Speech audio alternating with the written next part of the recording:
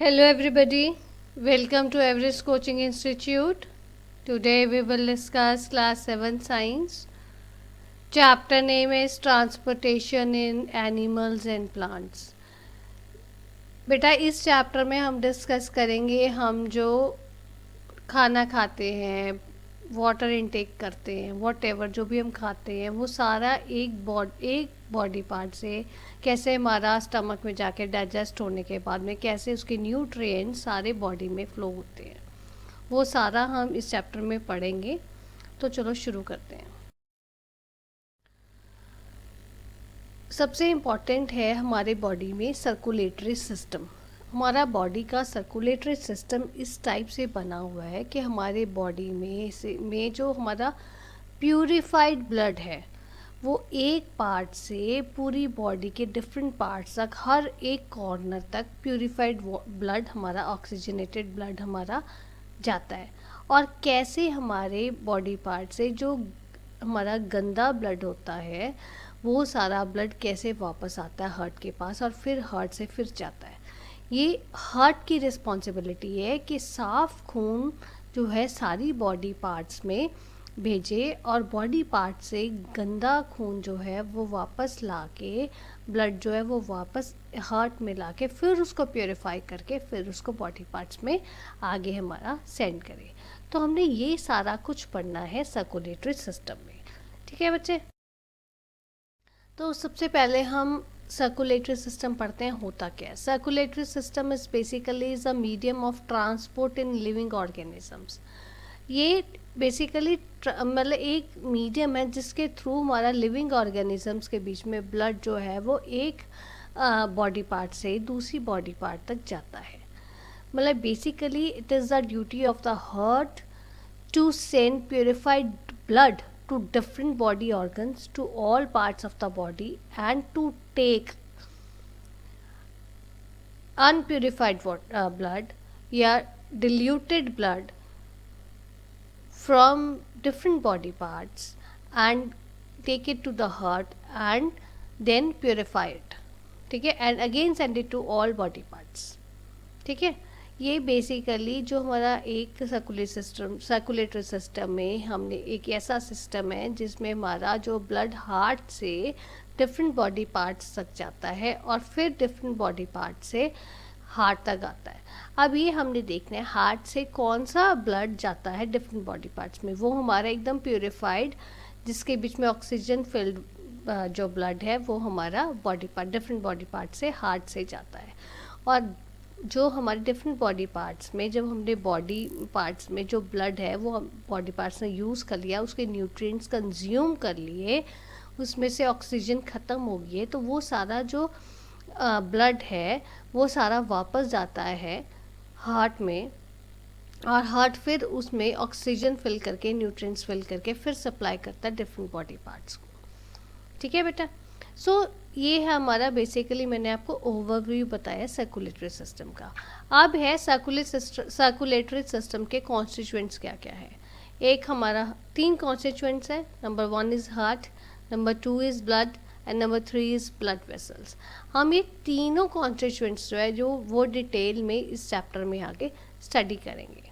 Heart करेंगे, blood करेंगे और ब्लड वेसल्स करेंगे। तो हम ऑर्डर वाइज चलते हैं। सबसे पहले हम हार्ट की बात। ठीक है, अभी मैंने आपको बताया हार्ट का काम क्या है। हार्ट जो है आपका मेन बॉडी पार्ट है। अगर आपका हार्ट फंक्शनिंग करनी बंद कर देगा तो then the person will be no more, तो पर्सन की डेथ हो जाएगी, पर्सन नहीं रहेगा। जब तक हमारा हार्ट चलता है तब तक ही इंसान जिंदा रहता है। ठीक है, so heart is very important part of the human body. So heart के बारे में हम बात करते हैं। जो सबसे इम्पॉर्टेंट पार्ट है और एक सेंसिटिव बॉडी ऑर्गन है, हमारी बॉडी का एक ऑर्गन है, उसको हम हार्ट कहते हैं। हार्ट जो है वो बहुत सेंसिटिव है और बहुत इम्पॉर्टेंट ऑर्गन है जिसके बिना हमारी बॉडी फंक्शनिंग नहीं करेगी। एज़ यू नो, ये जो हमारा हार्ट है लेफ़्ट साइड हमारा चेस्ट कैविटी के लेफ़्ट पे, स्लाइटली लेफ़्ट पे हमारा लोकेट होता है, लेफ़्ट साइड पे आता है। और अगर आप देखा जाए तो हार्ट का साइज़ बहुत बड़ा नहीं होता है। ये एक रिसर्च से ये जाना गया है कि साइज़ जो है हार्ट का कितना होगा। Size of heart is nearly equals to a fist.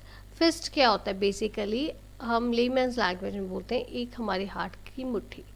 जितने उस जिस इंसान मतलब वेरी करेगी हर इंसान की fist, depends upon the person to person. अब बच्चे की फिस्ट छोटी होगी और एडल्ट की फिस्ट बड़ी होगी। So according to the size of the fist, heart will be of that size. जिस साइज का आपकी फिस्ट होगी उसी साइज का आपका हार्ट होगा। ठीक है। अब हम बात करेंगे हार्ट में। देखो बहुत सारे चैम्बर्स होते हैं, आपने सुना होगा बेसिकली हमारे हार्ट में 4 चैम्बर्स होते हैं। अब वो 4 चैम्बर्स की हम बात करते हैं। हमारे जो हार्ट में चैम्बर्स है वो बेसिकली 2 पार्ट्स में डिवाइडेड है। एक ऑरिकल्स आता है, एक वेंट्रिकल्स आता है। हमारे ऑरिकल्स भी 2 टाइप्स के होते हैं, 2 होते हैं। हमारे वेंट्रिकल्स भी हमारे 2 होते हैं। ऑरिकल्स हमारे right auricle, left auricle and ventricles हमारे right ventricle and left ventricle. ठीक है। ऑरिकल्स हमारे ऊपर होते हैं और वेंट्रिकल्स हमारे नीचे होते हैं। अगर हम सबको ऐड करेंगे, right auricle, left auricle, right ventricle, left ventricle, ये दीज आर 4 इन नंबर, इसीलिए हम कहते हैं हमारे हार्ट के 4 चैम्बर्स होते हैं। ठीक है। ये सारे हम आगे फंक्शनिंग हम इसी चैप्टर में आगे हम करेंगे। अभी के लिए इतना ही है कि चैम्बर्स हार्ट में आपको बेसिकली मैंने फ्लो चार्ट के थ्रू आपको बताना चाहा है कि हमारे हार्ट में कितने चैम्बर्स होते हैं, सो डैट आपको स्टेप बाय स्टेप इजीली आप इसको लर्न कर सको, समझ सको। अब हमने इन चैम्बर्स के बारे में अब हम डिस्कस करते हैं। तो फर्स्ट ऑफ ऑल देखो, जो हमारे हार्ट में 4 चैम्बर्स मैंने आपको बताए अभी होते हैं। जो अपर 2 चैम्बर्स हैं, ऊपर वाले 2 चैम्बर्स वो ऑरिकल्स या एट्रिया बोलते हैं। एक लेफ्ट साइड पे होगा ऑरिकल और एक राइट साइड पे होगा। ठीक है। 4 चैम्बर्स हैं ऊपर, अबव 2 ऊपर वाले 2 जो हमारे ऑरिकल्स होते हैं, एक लेफ्ट ऑरिकल एक राइट ऑरिकल। और हमारे जो नीचे वाले 2 चैम्बर्स होते हैं वो हमारे वेंट्रिकल्स होते हैं, एक लेफ्ट वेंट्रिकल और एक राइट वेंट्रिकल। ठीक है बेटे। नाउ कम्स ये जो है जो हमने ऑरिकल्स की बात की है। ऑरिकल्स बेसिकली ये बहुत थिन वॉल्स होते हैं, पतली सी वॉल्स होती हैं, जो क्या करती हैं, जिनका मेन फंक्शन क्या होता है ऑरिकल्स का, ये पतली पतली वॉल्स होती हैं, थिन वॉल्स होती हैं, जो हमारी बॉडी से जो हमारा ब्लड है, डीऑक्सीजनेटेड ब्लड है, वो सारा लेती हैं। ठीक है। ऑरिकल्स बॉडी के डिफरेंट पार्ट्स है, जितने बॉडी पार्ट्स हैं सारे बॉडी पार्ट्स में ब्लड होता है हमारा। जो हमारा डीऑक्सीजनेटेड ब्लड है वो ब्लड सारे बॉडी पार्ट से ऑरिकल लेता है। ऑरिकल का ये फंक्शन है। ठीक है। और जो नीचे वाले 2 चैम्बर्स हैं वो हमारे वेंट्रिकल्स हैं। अब उनका क्या काम होता है, उन्होंने जो वेंट्रिकल में से ब्लड निकालना है और उसको हार्ट में से पंप आउट कर देना है, सारे बॉडी पार्ट्स में भेज देना है। ऑरिकल्स का क्या काम होता है, ऑरिकल्स ने हमारा ब्लड, डीऑक्सीजनेटेड ब्लड हमारा लेना है डिफरेंट बॉडी पार्ट से, और वेंट्रिकल ने हमारे अब उसमें ये जो हमारा ब्लड है उसके बीच में ऑक्सीजन फिल करके और उसने सारी बॉडी को सप्लाई कर देना है। अब एक चीज़ यहाँ पे मैं आपको बताना चाहूँगी, आपके लेवल पे यहाँ पे हमने यही बता रहे कि वेंट्रिकल से ही जो है ऑक्सीजन भर के ब्लड में बॉडी पार्ट में जा रही है। बट ये चीज़ आपको पता होनी चाहिए, जो और हमारा जो ब्लड ऑक्सीजन है वो कहाँ से आती है, वो लंग्स से आती है। सो लंग्स में वेंट्रिकल से ब्लड जाता है, वहाँ से ऑक्सीजन फिल होके फिर वो वेंट्रिकल के पास आके फिर सारा का सारा ब्लड हमारा जो आगे बॉडी में सप्लाई होता है, ऑक्सीजनेटेड ब्लड सप्लाई होता है। ठीक है। अब ये हम आगे डिटेल में डिस्कस करेंगे। तो अब ये देखो, एक नया वर्ड आ गया सेप्टम। हमारे हार्ट के बीच में सेप्टम भी होता है। अब सेप्टम क्या है, अब आपको मैंने क्या बोला है, 2 हमारे ऊपर ऑरिकल्स होते हैं और नीचे हमारे 2 चैम्बर्स वेंट्रिकल्स होते हैं। ठीक है। अब ये भी तो हो सकता है कि ये जो ऊपर वाले 2 ऑरिकल्स हैं और नीचे वाले 2 वेंट्रिकल्स हैं, मीन्स एक लेफ्ट साइड पे ऑरिकल वेंट्रिकल है, एक राइट साइड पे ऑरिकल वेंट्रिकल है, उन लेफ्ट और राइट साइड को किस चीज़ से सेपरेट किया हुआ है कि लेफ्ट साइड की चीज़ राइट साइड पे ना जाए और राइट साइड की चीज़ लेफ्ट साइड पे ना आए।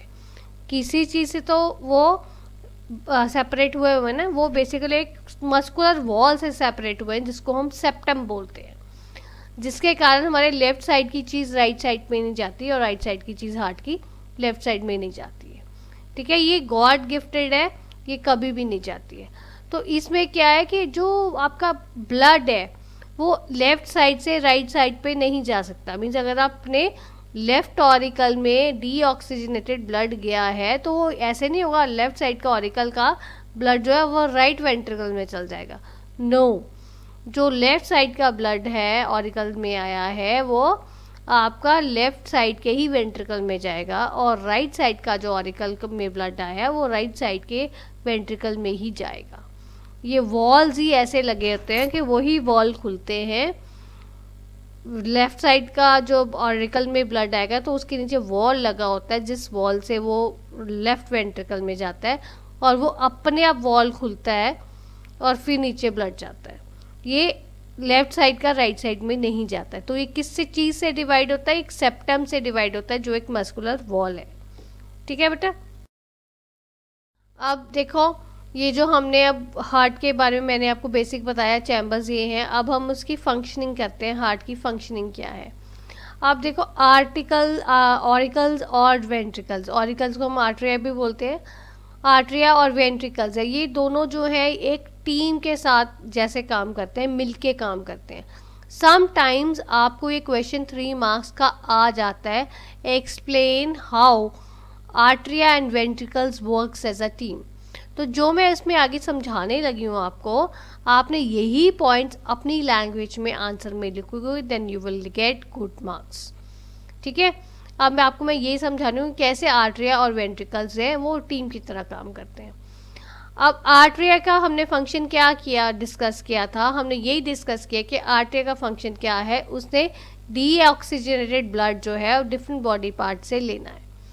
एक बार आर्टरिया ने deoxygenated blood different body part से ले लिया और फिर उसका क्या काम है, आगे उसने पुश करना है वेंट्रिकल में। अब ये चीज़ आपको मैं ऑलरेडी बता चुकी हूँ, लेफ्ट आर्टरिया लेफ्ट वेंट्रिकल में ही डालेगा ब्लड, पुश करेगा। लेफ्ट आर्टरिया राइट वेंट्रिकल में पुश नहीं करेगा ब्लड को। ठीक है, तो इतनी चीज़ तो आपको समझ आ गई कि लेफ्ट आर्टरिया ने लेफ्ट वेंट्रिकल में डीऑक्सीजनेटेड ब्लड को पुश करना है। अब जो वेंट्रिकल है वो देखो फिर वो क्या करता है, वेंट्रिकल में उसने पुश किया, उसने उसमें ऑक्सीजन भर दी, उसके बाद में उसको जब वेंट्रिकल स्क्वीज हो जाएगा, श्रिंक हो जाएगा, श्रिंक होने का मतलब क्या है कि ब्लड अपना छोड़ेगा, वेंट्रिकल वहाँ से ब्लड छोड़ेगा, तो ब्लड आपका जो है पंप आउट हो जाता है हार्ट से।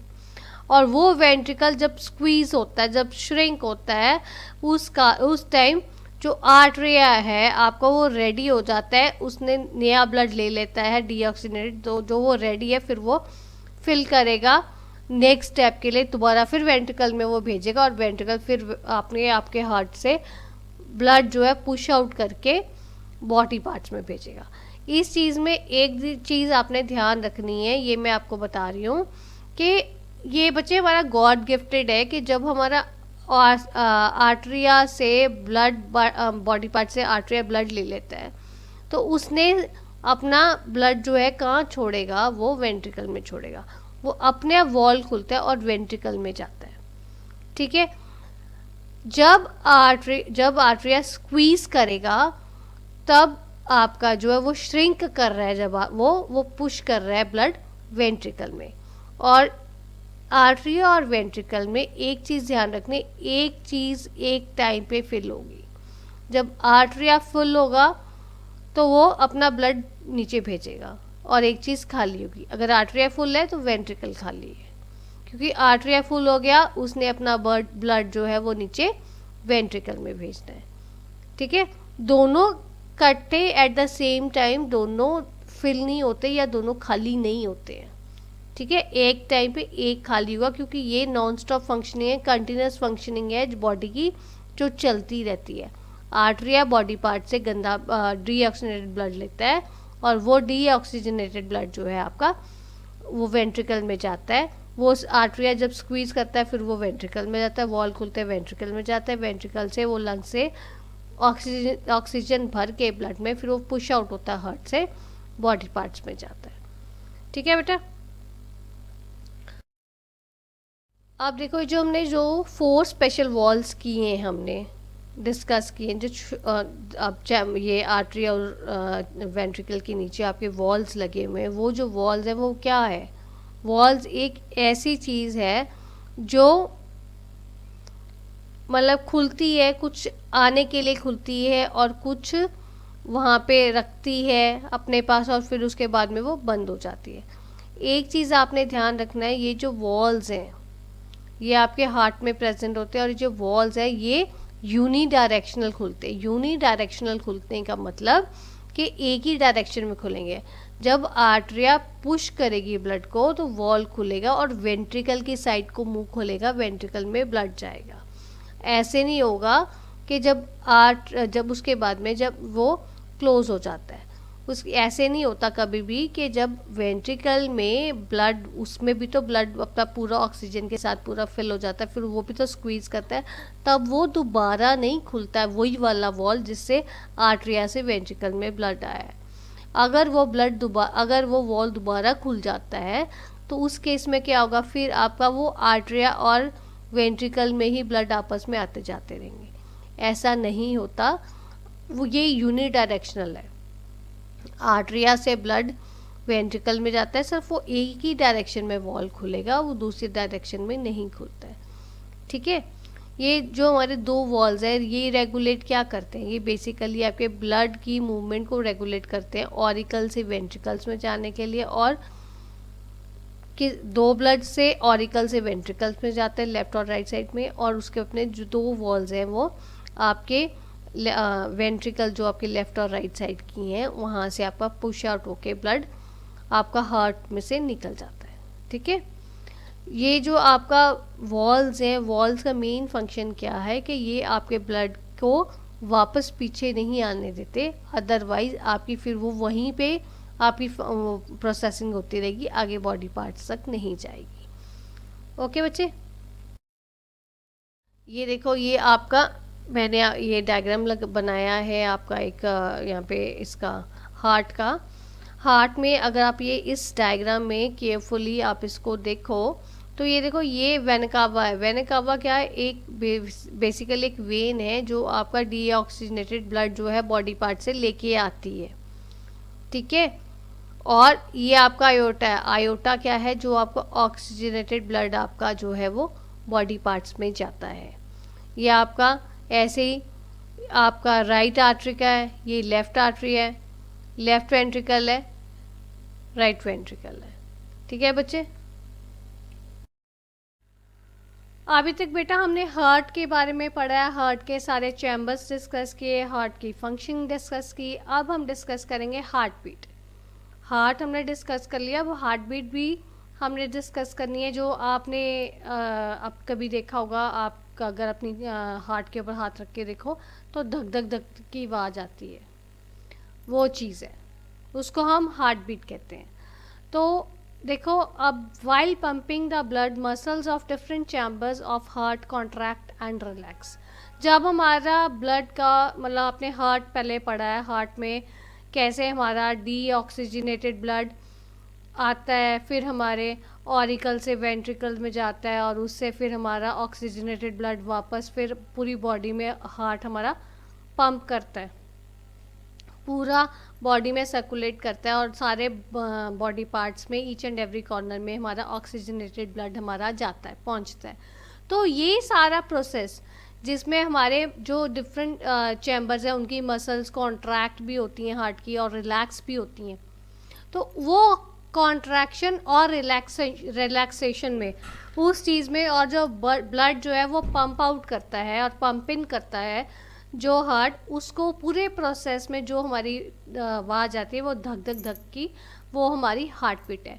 वो पूरा का पूरा प्रोसेस एक हार्ट बीट में हमारा हो जाता है। ठीक है, तो this contraction and relaxation produces a thumping sound which can be heard as a heart beat. जो हमारी हार्ट बीट जो भी मैंने आपको बताया धक धक धक की आवाज़ आ रही है, देखो हमारी बॉडी में हमारे धक धक हमारी आवाज़ कंटिन्यूस प्रोसेस है, ये होता रहता है। मीन्स एक साइकिल पूरा कंप्लीट होता है उस टाइम में। डीऑक्सीजनेटेड ब्लड ऑरिकल्स में जाता है, ऑरिकल से फिर वो ऑरिकल से वो वेंट्रिकल में जाता है, वेंट्रिकल से फिर वो ऑक्सीजनेटेड ब्लड लेके जो हार्ट आपका है वो उसको पंप आउट करता है और फिर उससे पूरी बॉडी पार्ट्स में वो पहुंचता है ऑक्सीजनेटेड ब्लड। तो ये पूरा सर्कल जो है, ये पूरा साइकिल जो है, जो पूरे चैम्बर्स परफॉर्म करते हैं, उसको हम एक वो जो साइकिल है उसको हम एक हार्ट बीट में वो पूरा साइकिल परफॉर्म होता है। आप देखो एक जो नॉर्मल ह्यूमन बीइंग है उसका हार्ट जो है 72 टाइम्स वो धक धक करता है नॉर्मली 1 मिनट में। 1 मिनट में आपका जो हार्ट है वो 72 टाइम्स वो उसकी हार्ट बीट की आवाज़ आती है, हार्ट धक धक धक धक धक धक वो आपकी आवाज़ आती है। तो वो इट मीन्स उस टाइम में वो 72 टाइम्स आपका जो ब्लड है वो पूरा का पूरा आपका साइकिल एक कंप्लीट 72 टाइम्स आपका साइकिल ब्लड जो है वो कंप्लीट होता है, ब्लड आपका प्यूरिफाई होता है और डीऑक्सीजनेशन से ऑक्सीजनेटेड ब्लड वो बनता है और वो पहुंचता है। नॉर्मली 70 ml ब्लड जो है एक बीट में 70 ml ब्लड जो है आपका वो पंप होता है, डीऑक्सीजनेटेड से ऑक्सीजनेटेड ब्लड बन जाता है। ठीक है, ये जो डॉक्टर्स हैं वो स्टेथोस्कोप यूज़ करते हैं जिससे आपकी हार्ट बीट जो है वो हमारी पता चलती है, वो देखने के लिए कि आपका हार्ट ठीक फंक्शन कर रहा है या नहीं। आप देखो, अब आप बोलोगे स्टेथोस्कोप क्या होता है। स्टेथोस्कोप बेसिकली ये देखो, ये मैंने पिक लगाई हुई है, उससे आपको पता चल जाएगा। Now comes your pulse. Next है हमारा पल्स के बारे में। आपने देखा होगा आपकी रिस्ट जो आपकी होती है, जैसे आपकी पिक में आपको पता भी चल रहा होगा, वो आप पे 2 फिंगर से आप अगर उसको प्रेस करोगे आपको यहाँ पे भी धक धक की आवाज़ आएगी, आपकी रिस्ट में वाइब्रेशन की आवाज़ आएगी। वो बेसिकली क्या हो रहा है, जो आपकी हार्ट बीट जो आपने अभी पढ़ा है, हार्ट बीट में आपको जो हार्ट आपका ब्लड प्यूरिफाई कर रहा है, ऑक्सीजनेटेड ब्लड बना रहा है, वो ही सेम प्रोसेस जो है वो पंपिंग जो हो रही है वो रिस्ट से आपको पता चलता है, जो आपकी फिंगर टिप्स तक आपकी पहुंचती है। अब यहाँ पे एक इसको आप कैसे देखोगे, देखो pulse is a simple way to know the working from heart from outside. बाहर से अगर आपने देखना है, स्टेथोस्कोप यूज़ नहीं करना है, तो आपको फिंगर से रिस्ट लगा के रिस्ट पे पता चल जाएगा। अब पल्स फिंगर से कैसे पता चलेगा? You can find your pulse by tightly pressing your wrist with your middle finger. आप अपनी बीच वाली फिंगर से अपनी रिस्ट को पकड़ोगे तो आपको इससे यहाँ पे वाइब्रेशन की आवाज़ आएगी, आपको पता चलेगा कुछ आपकी धक धक हो रही है। अब आपको स्मॉल बीट आपको आपकी बॉडी से, स्किन से आपको आएगी। सो ये जो बीट है वो बेसिकली वही है, कॉन्ट्रैक्शन एंड रिलैक्सेशन है हार्ट की। अब ये देखो, जो अगर आप अपने हार्ट पे हाथ लगाते हो तो आपको ज़ोर सी आवाज़ आती है, और यही सेम आपकी है आर्म्स पे, रिस्ट पे लगाते हो तो आपको बहुत हल्की आवाज़ आती है। ये डिफरेंस क्यों है? आपको कई बार पेपर में क्वेश्चन आ जाता है कि आपको रिस्ट पे बहुत हल्की स्मॉल बीट क्यों सुनती है। उसका बेसिकली बेटा सिंपल रीज़न है, क्योंकि हार्ट ने क्या करना है, हार्ट से जब आपकी पंपिंग होती है तो पूरे बॉडी ऑर्गन्स में ब्लड जाना है। ठीक है, पूरी बॉडी ऑर्गन्स में ऑक्सीजनेटेड ब्लड आपका जाएगा, तो उस केस में आपकी जब जितना ज़्यादा उसको प्रेशर होगा ब्लड का, उतनी ज़्यादा साउंड होगी। और जो आपकी रिस्ट पे आप देखोगे उसमें सिर्फ आपकी फिंगर टिप्स तक पहुंचना है आपके ब्लड ने, तो उस केस में वो जगह थोड़ी प्रेशर थोड़ा है, इस कारण आपकी जो आवाज़ है वहाँ पे स्मॉल बीट आपको हल्की सी सुनती है। बहुत ध्यान से सुनो तब आपको सुनती है। ठीक है, सो ये क्वेश्चन आपको एग्जाम में आ सकता है कि स्मॉल बीट क्यों होती है, what is the reason behind it. और या आपको हार्ट बीट के केस में आ सकता है कि नॉर्मल इंसान में how many times heart beats within a minute, तो ये आपका 72 टाइम्स, और एक बीट में वो कितना ब्लड पंप करता है, डैट इज़ 70 ml। ये सिंपल क्वेश्चंस हैं जो आपको पेपर में आ सकते हैं और आपको जो अगर आपको वन ऑब्जेक्ट 1 मार्क क्वेश्चन आता है तो आप इजीली इनको अटेम्प्ट कर सकते हो। ठीक है, अभी तक हमने हार्ट के बारे में पढ़ा है, हार्ट बीट के बारे में पढ़ा है, पल्स के बारे में पढ़ा है। अब हम ब्लड के बारे में पढ़ते हैं। ब्लड जो है वो कैसा होता है, उसकी कॉम्पोजिशन क्या है, उसमें क्या क्या है, वो सारी चीज़ें हम डिस्कस करेंगे। सो ब्लड, ये देखो जैसे आपको पिक में भी साइड पे नज़र आ रहा होगा, जो ये पिक साइड पे मैंने लगाई हुई है, उस पिक में देखो ब्लड, ये जो है आपका, ये जो आपकी पिक लगी हुई है, इसमें आपके ये पूरा इसमें ये ब्लड है जो हमारे बॉडी में घूमता है। Basically blood is a medium of transport in body. Body में जो ट्रांसपोर्ट का मीडियम है वो क्या है, ब्लड है। जो हमारा ऑक्सीजन है, फूड, न्यूट्रिएंट्स है जो हमारी बॉडी में जो हमारे चाहिए, वो एक बॉडी ऑर्गन से दूसरे बॉडी ऑर्गन तक, डिफरेंट बॉडी पार्ट्स तक कैसे पहुंचता है, किसके थ्रू पहुंचता है, वो ब्लड के थ्रू पहुंचता है। ठीक है, blood is composed of a watery liquid known as plasma which contains proteins, sugars, fats and some salts।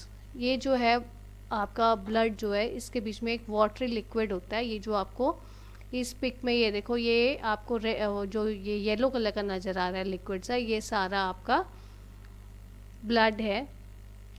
Blood का एक पार्ट है, वाटरी लिक्विड है, जिसको हम प्लाज्मा बोलते हैं। आप लोगों ने सुना होगा प्लाज्मा। तो प्लाज्मा बेसिकली एक वाटरी लिक्विड होता है, येलो इन कलर है, जिसके बीच में हमारे सारे प्रोटीन्स हैं, शुगर्स हैं, फैट्स हैं और सॉल्ट्स हैं, सारे न्यूट्रिएंट्स उसके बीच में है।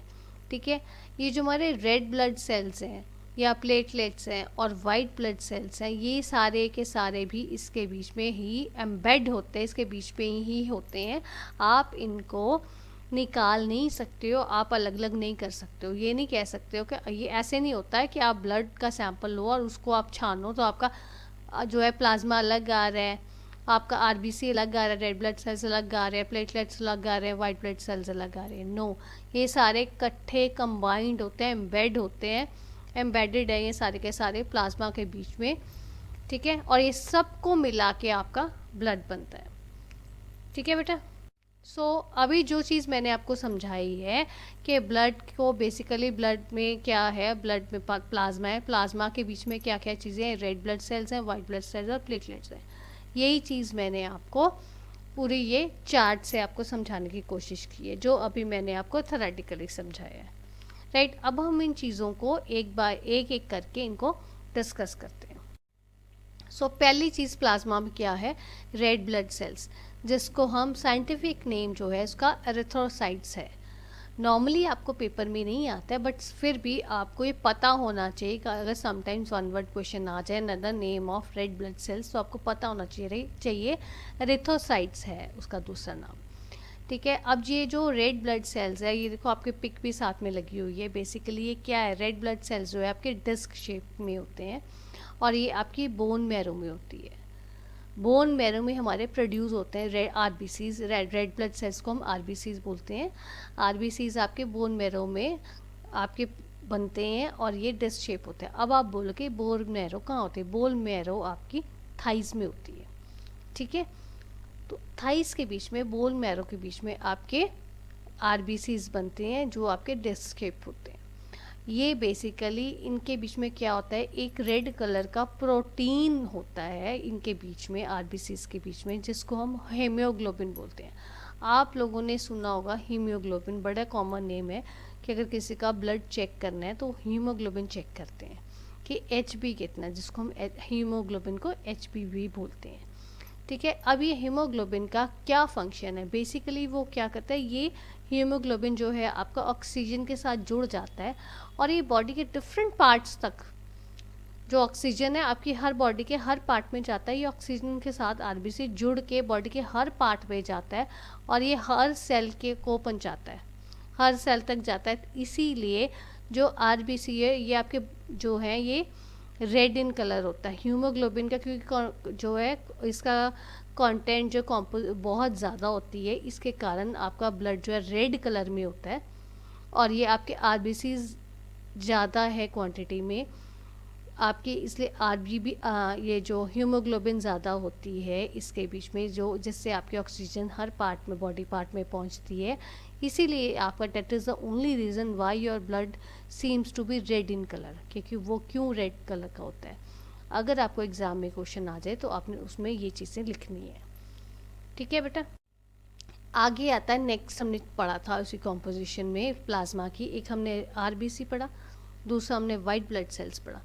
वाइट ब्लड सेल्स या डब्ल्यूबीसी भी बोलते हैं, इसका साइंटिफिक नेम ल्यूकोसाइट्स है। ठीक है। अब वाइट ब्लड सेल्स का क्या काम है? वाइट, ये जैसे आपको पिक में आपको दिख ही रहा है, वाइट ब्लड सेल्स जो हैं आपके, ये इनको हम एक और नाम भी बोलते हैं बॉडी का सोल्जर। बॉडी का सोल्जर क्या है कि ये वाइट ब्लड सेल्स का क्या काम होता है कि ये सारे जो आपके जर्म्स बॉडी में इन्फेक्शन आ रही है, कोई वायरस आपकी बॉडी में एंटर कर रहा है, वो डिजीज़ के वो जो एंटर करते हैं उनको ये जो आपके वाइट ब्लड सेल्स के जो है उनके ऊपर अटैक करते हैं और आपकी जो आपको वायरस से, डिजीज़ से, आपको जर्म्स से बचाते हैं। इसीलिए आपको बोलते हैं कि आपके जो वाइट ब्लड सेल्स हैं बेसिकली ये इम्यूनिटी स्ट्रॉन्ग करते हैं। इसीलिए कहा जाता है कि इम्यूनिटी आपकी स्ट्रॉन्ग होनी चाहिए, सो डैट आप अपनी जो ये इन्फेक्शन या वायरस, डिजीज़, जो भी आपके ऊपर जर्म्स अटैक कर रहे हैं उनसे आप इजीली उनको कोप अप कर सको, फाइट कर सको। ठीक है।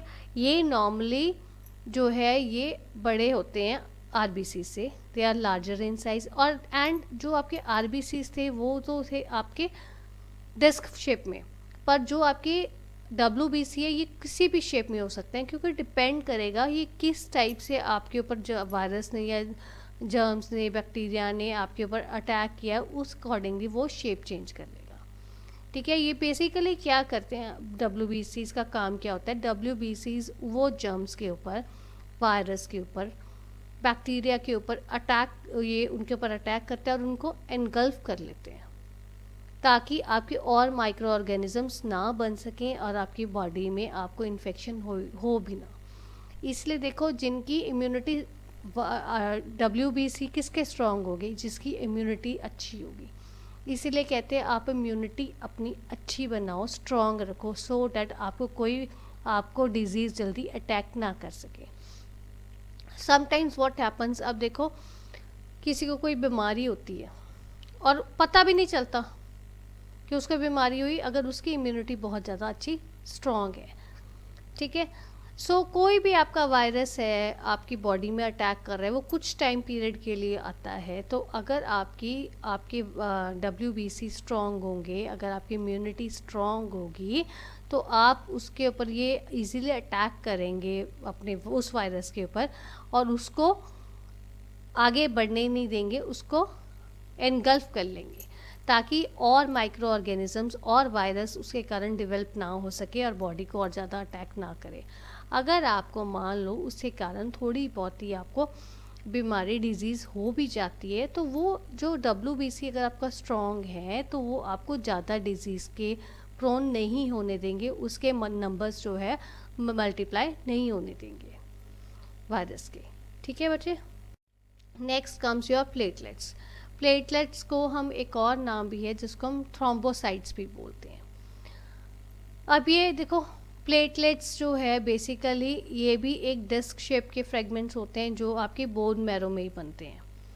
ठीक है। इनका प्लेटलेट्स का देखो, आपने डब्ल्यूबीसी का अलग फंक्शन पढ़ा है, आरबीसी का अलग फंक्शन पढ़ा है, और अब प्लेटलेट्स का अलग फंक्शन है। प्लेटलेट्स का क्या फंक्शन है? प्लेटलेट्स का बेसिकली फंक्शन है ब्लड क्लॉटिंग। कि देखो, अगर आपके मान लो कोई कट लग गया, कुछ देर आपका ब्लड निकल रहा है, थोड़ी देर बाद में अगर आपके प्लेटलेट्स स्ट्रॉन्ग हैं तो क्या होगा, वो आपका ब्लड निकलेगा, अगर आप उसको प्रेस करके रखोगे तो वो रुक जाता है थोड़ी देर बाद में, या वो जम जाएगा और उसके बाद में वो रुक जाएगा। सो ये जो आपके प्लेटलेट्स हैं ये ब्लड क्लॉटिंग में हेल्प करते हैं। ये ब्लड को पाइल अप करने के, जो ब्लड को है वो डैमेज एरिया से पाइल अप करेंगे आसपास को, और एक वो अपने आप एक प्रोटीन को छोड़ते हैं जिससे वो ब्लड की जो क्लॉटिंग हो जाती है। ठीक है। अगर देखो कई बार समटाइम्स व्हाट हैपन्स, इनके प्लेटलेट्स के नंबर कम है, प्लेटलेट्स इतने नहीं हैं, उस केस में क्या कहते हैं नॉर्मली, उस केस में यही होता है कि अगर आपके कोई इंजरी हो जाती है, ब्लड आपका निकल रहा है, तो वो जल्दी से आपका क्लॉट नहीं होता है।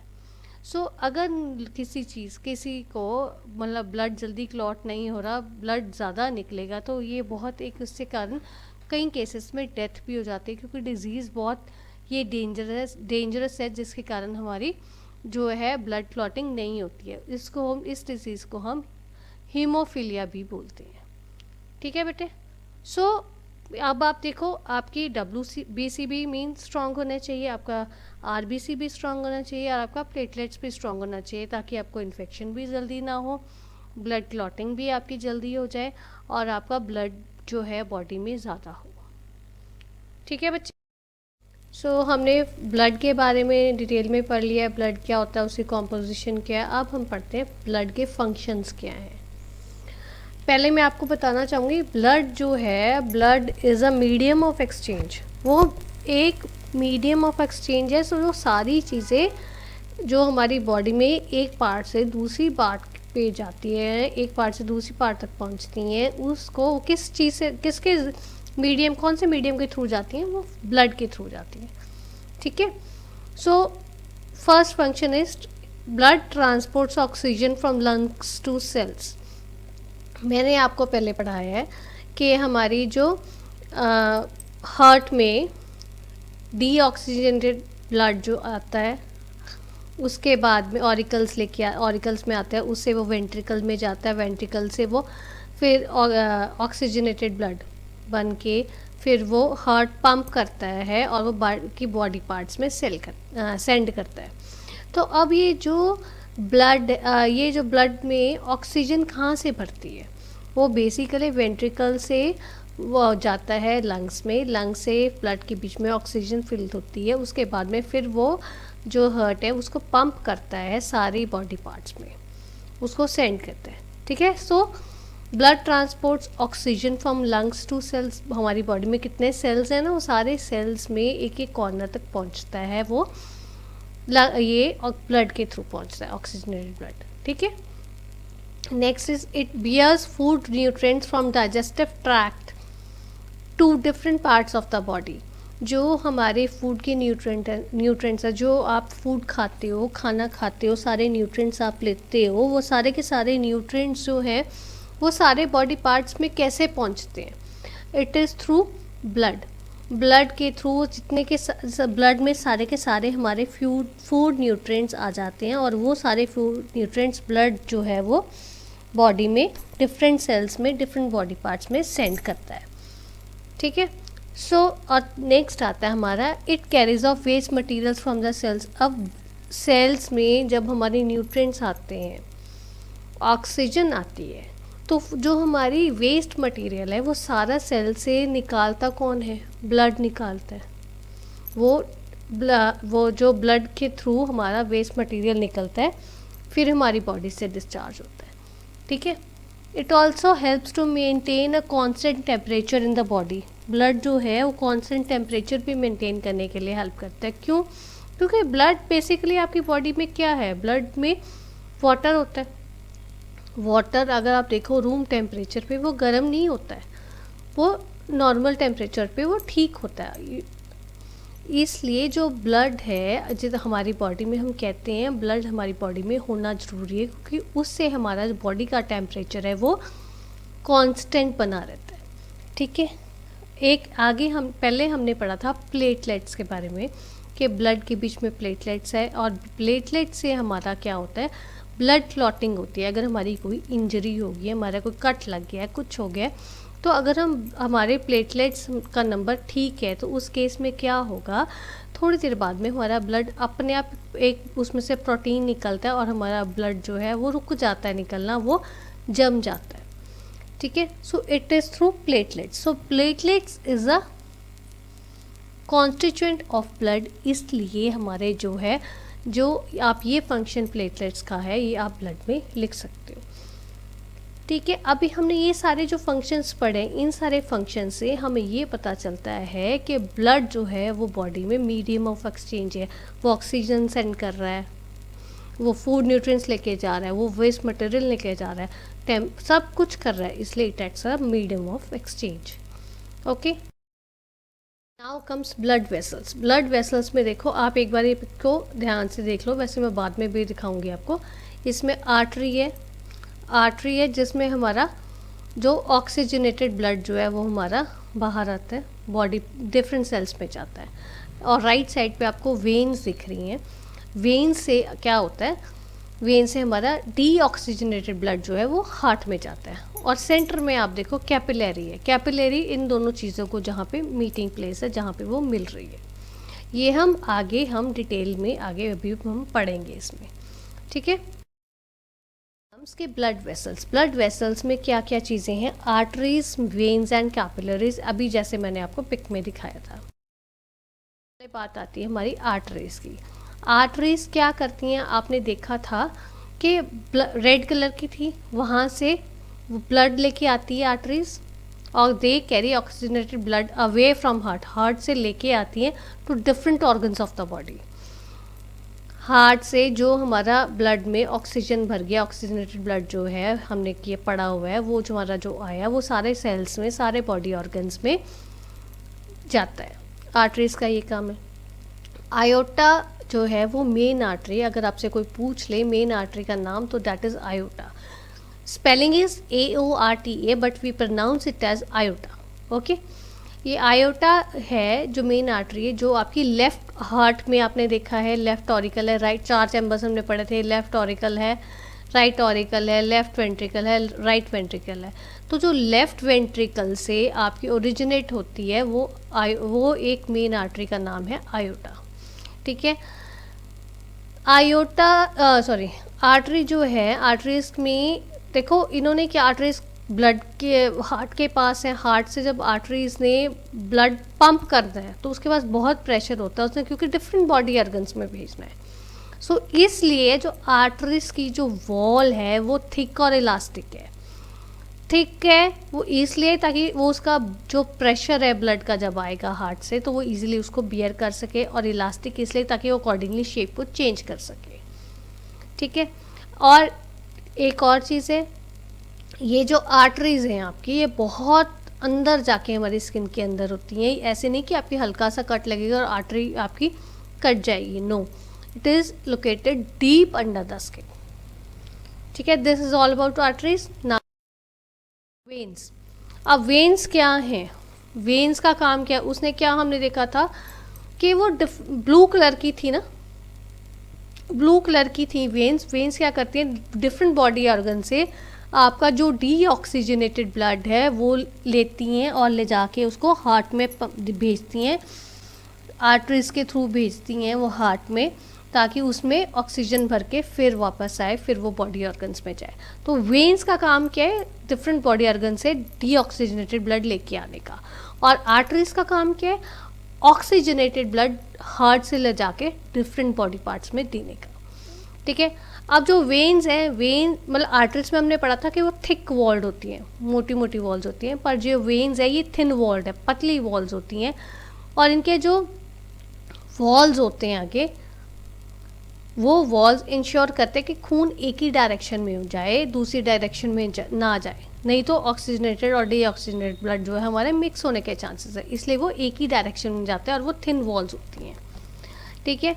और ये जो हमारी वेन्स हैं वो बिल्कुल हमारे स्किन के अंदर एकदम नीचे होती हैं, मतलब बहुत डीप नहीं होती, जैसे हमारी आर्टरीज बहुत ज़्यादा डीप होती हैं, स्किन के ये बिल्कुल नीचे होती हैं वेन्स। ये आपको दिख भी जाएंगे अगर आप देखना चाहोगे ना, आपकी ग्रीन या ब्लू कलर की ट्यूब्स आपको नज़र आती है आपके हैंड्स पे और लेग्स पे।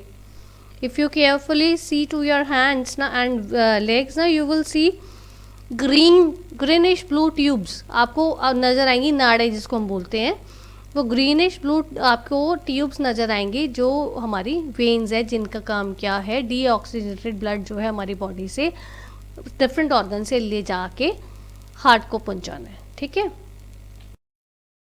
कैपिलरीज की, कैपिलरीज की मैंने आपको पहले पिक भी दिखाई है स्टार्टिंग में, अभी इसके बाद में फिर मैं आपको पिक दिखाऊंगी।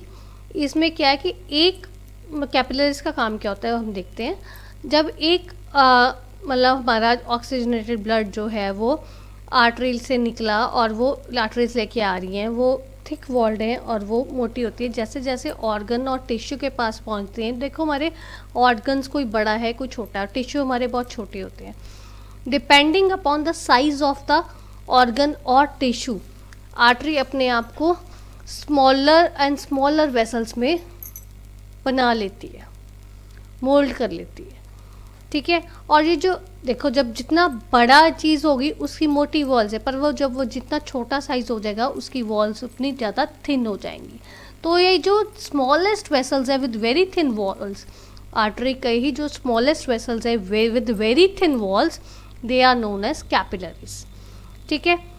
कैपिलरीज का काम क्या है? They connect veins and arteries. अगर आपने वो पिक को आपको ध्यान में हो तो उस पिक में हमने यही देखा था, आर्टरीज और वेन्स के बीच में ग्रीन और ब्लू कलर की आपकी जो ब्रांचेस जुड़ रही थी, दैट इज योर कैपिलरी, ठीक है। These allow easy exchange of nutrients, gases and other materials that need to be transported। जो हमारे ब्लड के थ्रू न्यूट्रिएंट्स हैं, गैसेस हैं, या हमारे और कोई चीज़ें हैं जो हमने एक बॉडी ऑर्गन से दूसरे बॉडी ऑर्गन में हमने ट्रांसपोर्ट करने हैं, वो सारे के सारे किसके थ्रू होते हैं? ये कैपिलरीज के थ्रू होते हैं, ठीक है। तो अब मैं इसकी पिक दिखा रही हूँ। ये देखो, इसकी जो पिक है लेफ़्ट साइड पे अगर आप देखो, ये देखो, अगर आप ये रेड लेफ़्ट साइड पे अगर आप देखो, हार्ट से ये आर्टरी है हमारी रेड कलर की, और हार्ट से हमारा ब्लड जो ऑक्सीजनेटेड ब्लड जा रहा है, और ये ऐसे अपनी ब्रांचेस में थिन थिन वॉल्स में अकॉर्डिंग टू टिश्यू वो बन गई हैं। ये कैपिलरीज है। और ये हार्ट से आपका जो ये वेन्स हैं, और ये वेन्स ब्लू हैं जो आपका डीऑक्सीजनेटेड ब्लड लेके जा रही हैं। ये हर जगह नहीं मिलती हैं, कुछ जगह पे मिलती हैं जहाँ पे कैपिलरीज है, ठीक है। और ये कैपिलरीज का क्या काम है कि ये सारी आपकी न्यूट्रिएंट्स, जो आपका गैसेस हैं, ऑक्सीजन, कार्बन डाइऑक्साइड, जो आपकी गैसेस हैं, जो आपके न्यूट्रिएंट्स हैं, और जो चीज़ें जो आपको चाहिए वो सारी की सारी ट्रांसपोर्ट करती हैं, ठीक है बेटा। तो ये था आपका ये आपके आर्टरीज, कैपिलरीज एंड वेन्स के बारे में। हमने बेटा आर्टरीज, वेन्स और कैपिलरीज हमने सारा डिस्कस किया, वेसल्स ऑफ ब्लड।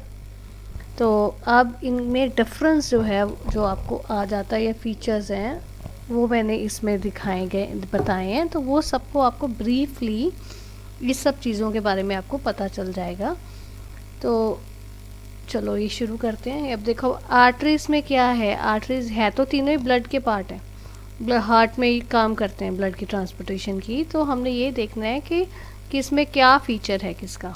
आर्टरीज है, आर्टरीज का देखो बेटा, वो उसकी थिक वॉल्स होती हैं, क्योंकि वो पहले बड़ा साइज़ का होता है, उसकी बहुत मोटी वॉल्स होती हैं। वेन्स में बहुत थिन वॉल्स होती हैं, पतली वॉल्स होती हैं, क्योंकि छोटे साइज़ में आ जाता है।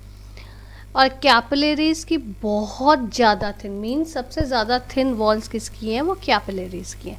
कैपिलरीज की वेरी थिन वॉल्स, वेन्स की थिन वॉल्स, और आर्टरीज की थिक वॉल्स, ठीक है। उसके बाद में सेकेंड पॉइंट, ये डिस्टिंक्शन में भी आप लिख सकते हो, आपको फीचर्स भी इसलिए आ जाएंगे, अगर तीनों में डिस्टिंक्शन आ गए तब भी आप कर सकते हो। आर्टरीज, आर्टरीज क्या है? They carry blood from heart to other parts of the body. जो आर्टरीज में ऑक्सीजनेटेड ब्लड जो हार्ट में बना है, वो बाकी पार्ट्स में हार्ट से वो सप्लाई करता है, ठीक है। और वेन्स क्या करती हैं? Veins collect blood from different organs and bring it back to the heart.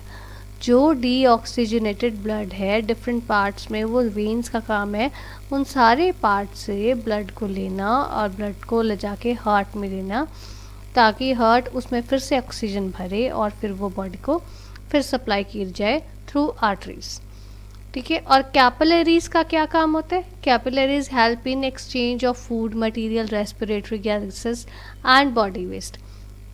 Capillaries में ने क्या काम करना है? उन्होंने फूड मटेरियल को एक्सचेंज करना है, रेस्पिरेटरी गैसेस को एक्सचेंज करना है, और बॉडी वेस्ट को एक्सचेंज करना है।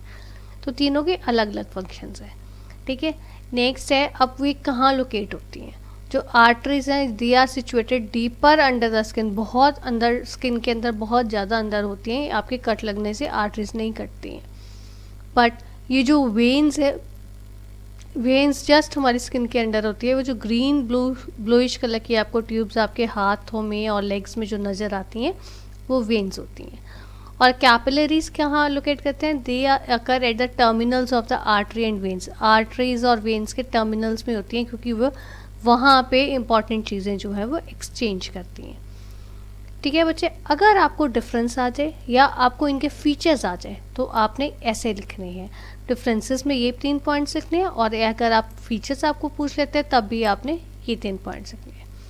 ठीक है बेटा, now we have discussed blood in detail. अब हमने बात करनी है blood circulation around the body. हमारी बॉडी के आसपास जो ब्लड सर्कुलेशन हो रहा है उसकी हम बात करेंगे। तो ये देखो, the movement of blood through the heart and around the body is known as circulation. जो ब्लड है हमारी पूरी बॉडी में घूमता है, एक मीडियम ऑफ ट्रांसपोर्ट है जो सारे जो हमारे गैसेस, हमारे न्यूट्रिएंट्स, हमारे वेस्ट मटेरियल सब कुछ बॉडी में ट्रांसपोर्ट करता है एक पार्ट से दूसरे पार्ट में। सो ये सारी जो मूवमेंट हो रही है ब्लड की, हार्ट के थ्रू पूरी बॉडी में जो मूवमेंट, अराउंड द बॉडी जो मूवमेंट हो रही है उसको हम सर्कुलेशन कहते हैं। ठीक है, जब हार्ट से ब्लड निकलता है तो वो जब ट्रेवल किसके थ्रू करता है? आर्टरीज के थ्रू ट्रेवल करता है। आर्टरीज से ट्रेवल करके वो वेन्स में एंटर करता है, फिर हमारी बॉडी में सारी पार्ट्स में पहुंचता है। On living the heart the blood travels through the arteries and enter the heart through veins. ठीक है, और जो हमारी left side of the heart है, हमारे हार्ट की जो लेफ़्ट साइड है उसमें से ऑक्सीजन रिच ब्लड जो है वो बाहर निकलता है, सारे बॉडी पार्ट्स में जाता है। और सारे बॉडी पार्ट्स को ऑक्सीजन कहाँ से मिलती है? Left side of the heart से। हमारे हार्ट की लेफ़्ट साइड से ऑक्सीजनेटेड ब्लड निकलता है और वो सारे बॉडी पार्ट्स में पहुंचता है। सारे बॉडी पार्ट्स वहाँ से ऑक्सीजन हमारी यूज़ करते हैं। और जब सारे बॉडी पार्ट से खून आता है वापस हार्ट में आता है, वो कहाँ से आता है? वो राइट साइड से आता है। Means left side of the heart जो 2 चैम्बर्स है, ऑरिकल्स और वेंट्रिकल्स, उनका काम ऑक्सीजनेटेड ब्लड को भेजने का बॉडी पार्ट्स में। और जो राइट साइड का जो हमारे आर्टिकल्स और वेंट्रिकल्स हैं उनका काम क्या है? उन राइट पार्ट्स का हमारा वो रिटर्न करते हैं हमारे जो डीऑक्सीजनेटेड ब्लड है। ठीक है, तो ये काम किसका है? वेंट्रिकल्स का। The returning blood enters the right side of the heart and the right ventricle pumps it into the lungs. Auricle से वो वेंट्रिकल में जाता है और वेंट्रिकल से वो फिर वापस उस हार्ट में जाता है, ताकि हार्ट फिर उसमें ऑक्सीजन भर के फिर उसको बाकी बॉडी पार्ट्स में सेंड करे। Right, in the lungs carbon dioxide is removed from the blood and excelled out of the body. हमारी बॉडी में हम ऑक्सीजन लेते हैं और इनहेल करते हैं और कार्बन डाइऑक्साइड को एक्सेल करते हैं। तो जो ये प्रोसेस है, जो कार्बन डाइऑक्साइड है ब्लड में मिक्स हो जाती है। वो ब्लड में से निकलती कहाँ पे है? लंग्स में जाके वो ब्लड में से कार्बन डाइऑक्साइड निकल जाती है और वो सारी ऑक्सीजन उसमें भरता है, और जो कार्बन डाइऑक्साइड है वो सारी हम सांस बाहर छोड़ते हैं। इसीलिए हमारा रेस्पिरेशन, ये जो इन ब्रीदिंग का प्रोसेस है, ये कंटिन्यूस प्रोसेस है। ठीक है, लाइक हमारी हार्ट बीट हमारी कंटिन्यूस प्रोसेस है, इन द सेम वे हमारी ब्रीदिंग भी जो है वो कंटिन्यूस प्रोसेस है। हम ऑक्सीजन इनहेल करते हैं और कार्बन डाइऑक्साइड एक्सहेल आउट करते हैं। अब देखो, जो एनिमल्स हैं लाइक स्पॉन्जेस हैं और हाइड्रा है, ये जो इन एनिमल्स की कोई सर्कुलेटरी सिस्टम नहीं है। सर्कुलेटरी सिस्टम नहीं है तो जैसे हमारी ह्यूमन बॉडी में तो सर्कुलेटरी सिस्टम है ना, ब्लड के थ्रू सारी ट्रांसपोर्ट मीडियम हो रहा है, इनमें कोई सर्कुलेटरी सिस्टम नहीं है। तो ये अपने न्यूट्रिएंट्स, सब बात है कि ये तो ज़िंदा रहते हैं, न्यूट्रिएंट्स ले रहे हैं। ये न्यूट्रिएंट्स कहाँ से लेते हैं? ये they get nutrients from the water where they live in. जिस पानी में ये रहते हैं, पानी में देखो हमारे न्यूट्रिएंट्स और मिनरल्स जो सारे हमारे न्यूट्रिएंट्स पानी में होते हैं, वो पानी से एब्जॉर्ब करते हैं। जब वो पानी में जाते हैं, जिस पानी में रहते हैं उनकी बॉडी पानी में जाती है, उसमें से वो फूड भी ले लेते हैं, अपना ऑक्सीजन भी ले लेते हैं, सारी अपनी न्यूट्रिएंट्स उसमें से ले लेते हैं। और जो इनका अब जब कोई प्रॉपर सर्कुलेटरी सिस्टम नहीं है, जब ये न्यूट्रिएंट्स, फूड, ऑक्सीजन सब कुछ ये पानी में से ले रहे हैं, तो इन्होंने वेस्ट मटेरियल भी तो एक्सपेल करना है ना, एक्सक्रीट करना है। अब वो कैसे एक्सपेल करेंगे? जैसे इनकी बॉडी जो है as the waste material are expelled as a water moves out of the body. जब बॉडी में से पानी निकल जाता है तब वो जो आपका वेस्ट मटेरियल है वो भी सारा निकल जाएगा। These animals do not require any circulatory tissue like blood. इन जो एनिमल्स है हाइड्रा स्पॉन्जेस जैसे एनिमल्स है जिनका कोई सर्कुलेटरी सिस्टम नहीं है, इनको कोई सर्कुलेटरी टिश्यू की ज़रूरत नहीं होती ब्लड जैसे कि जो इनका मीडियम ऑफ ट्रांसपोर्ट बने। ठीक है बच्चे, समझ आ गया? हमने ब्लड के बारे में डिटेल में डिस्कशन कर लिया, ब्लड वेसल्स हमने डिस्कस कर लिए। अब हमारी आती है एक्सक्रीशन इन एनिमल्स की। जो हमारा बॉडी वेस्ट जो है वो एक्सक्रीट होता है, वो कैसे होता है वो हमने देखना है। तो ये देखो, अब जो आपकी ह्यूमन बॉडी है, ह्यूमन बॉडी में सर्कुलेटरी सिस्टम है, उसमें बहुत सारे सिस्टम्स हमारे चलते हैं।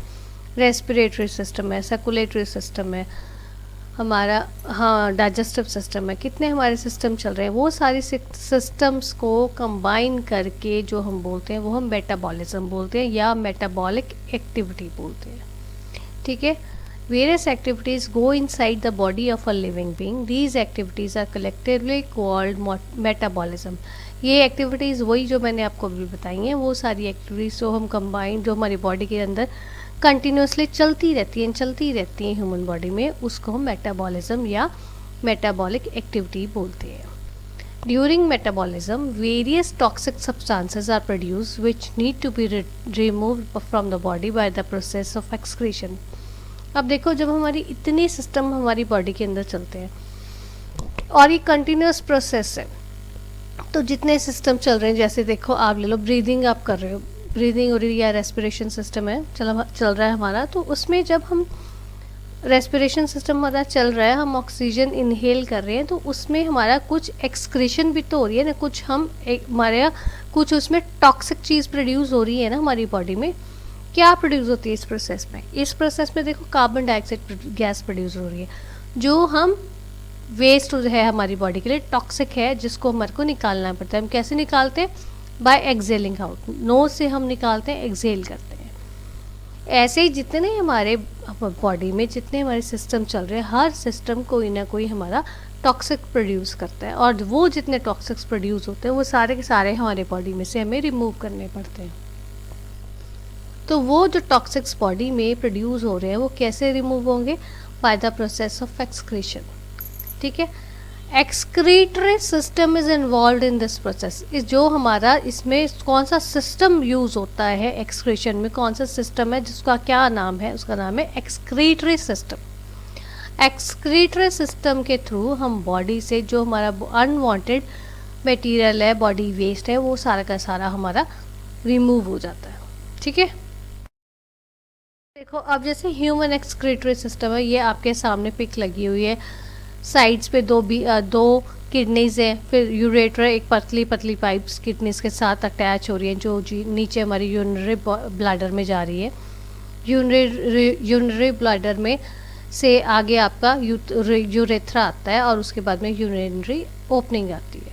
तो ये हमारे पार्ट्स है, बॉडी ऑर्गन्स है, जो हमारे ह्यूमन एक्सक्रीटरी सिस्टम में इन्वॉल्व होते हैं। तो ये हम इनके बारे में अब हम पढ़ते हैं।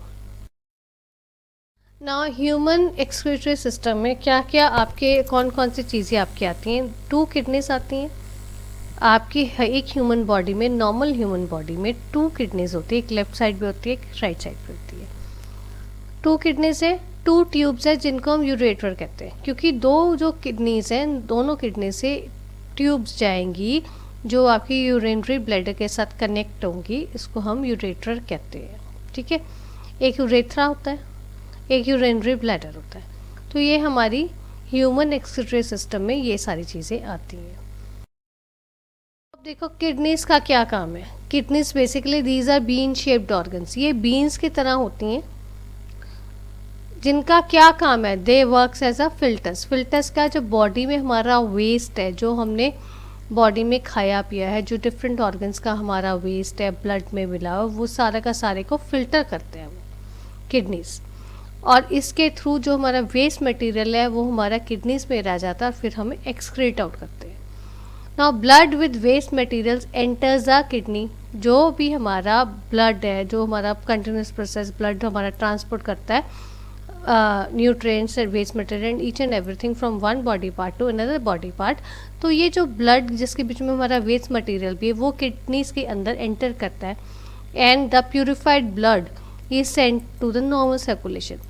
जो हमारा ब्लड जिसके बीच में वेस्ट मटेरियल भी है वो किडनीज में जाता है, किडनीज फिर अपना फंक्शनिंग करती हैं और उसको फिल्टर करती हैं, फिल्टर करके वेस्ट मटेरियल किडनीज में रह जाता है और जो साफ हमारा ब्लड होता है वो सारा का सारा आगे प्यूरिफाइड ब्लड जो है हम ब्लड सर्कुलेशन नॉर्मल सर्कुलेशन के लिए नॉर्मल प्रोसेसिंग के लिए आगे सेंड हो जाता है। ठीक है, अब जो हमारा यूरिन है, urine along with water, urine के बीच में ज़्यादा वाटर होता है और वेस्ट मटेरियल है, वो ट्रांसफ़र जब किडनीज ने अपना फंक्शनिंग कर दिया तो वो सारा मटेरियल कहाँ ट्रांसफ़र होगा, वो ट्रांसफ़र होगा यूरिनरी ब्लैडर में। किसके थ्रू, वो जो पाइप्स लगी हैं यूरेटस, उनके थ्रू यूरिनरी ब्लैडर में वो ट्रांसफ़र हो जाता है। और फिर ये जब urine is passed out of the body through urinary opening, urinary opening आपने पिक में देखी है, अभी बिल्कुल एंड पे होती है। जब यूरिनरी ओपनिंग होती है तब यूरिन हमारा बॉडी में से पास हो जाता है, एक्सक्रीट आउट हो जाता है, जो हमारे यूरेथ्रा के एंड में लगा हुआ है। ठीक है, अब कई बार क्या होता है, कहीं व्हाट हैपन्स कि किसी को अगर कोई बीमारी है, कोई इन्फेक्शन है, उसके कारण जो है आपकी किडनीज काम करना बंद कर देती हैं। किडनीज फिल्ट्रेशन का काम है, किडनीज का फेस मटेरियल को फिल्टर करती हैं, वो करना बंद कर देती हैं। वो जो कंडीशन है उस कंडीशन को हम क्या कहते हैं, रीनल फेलियर।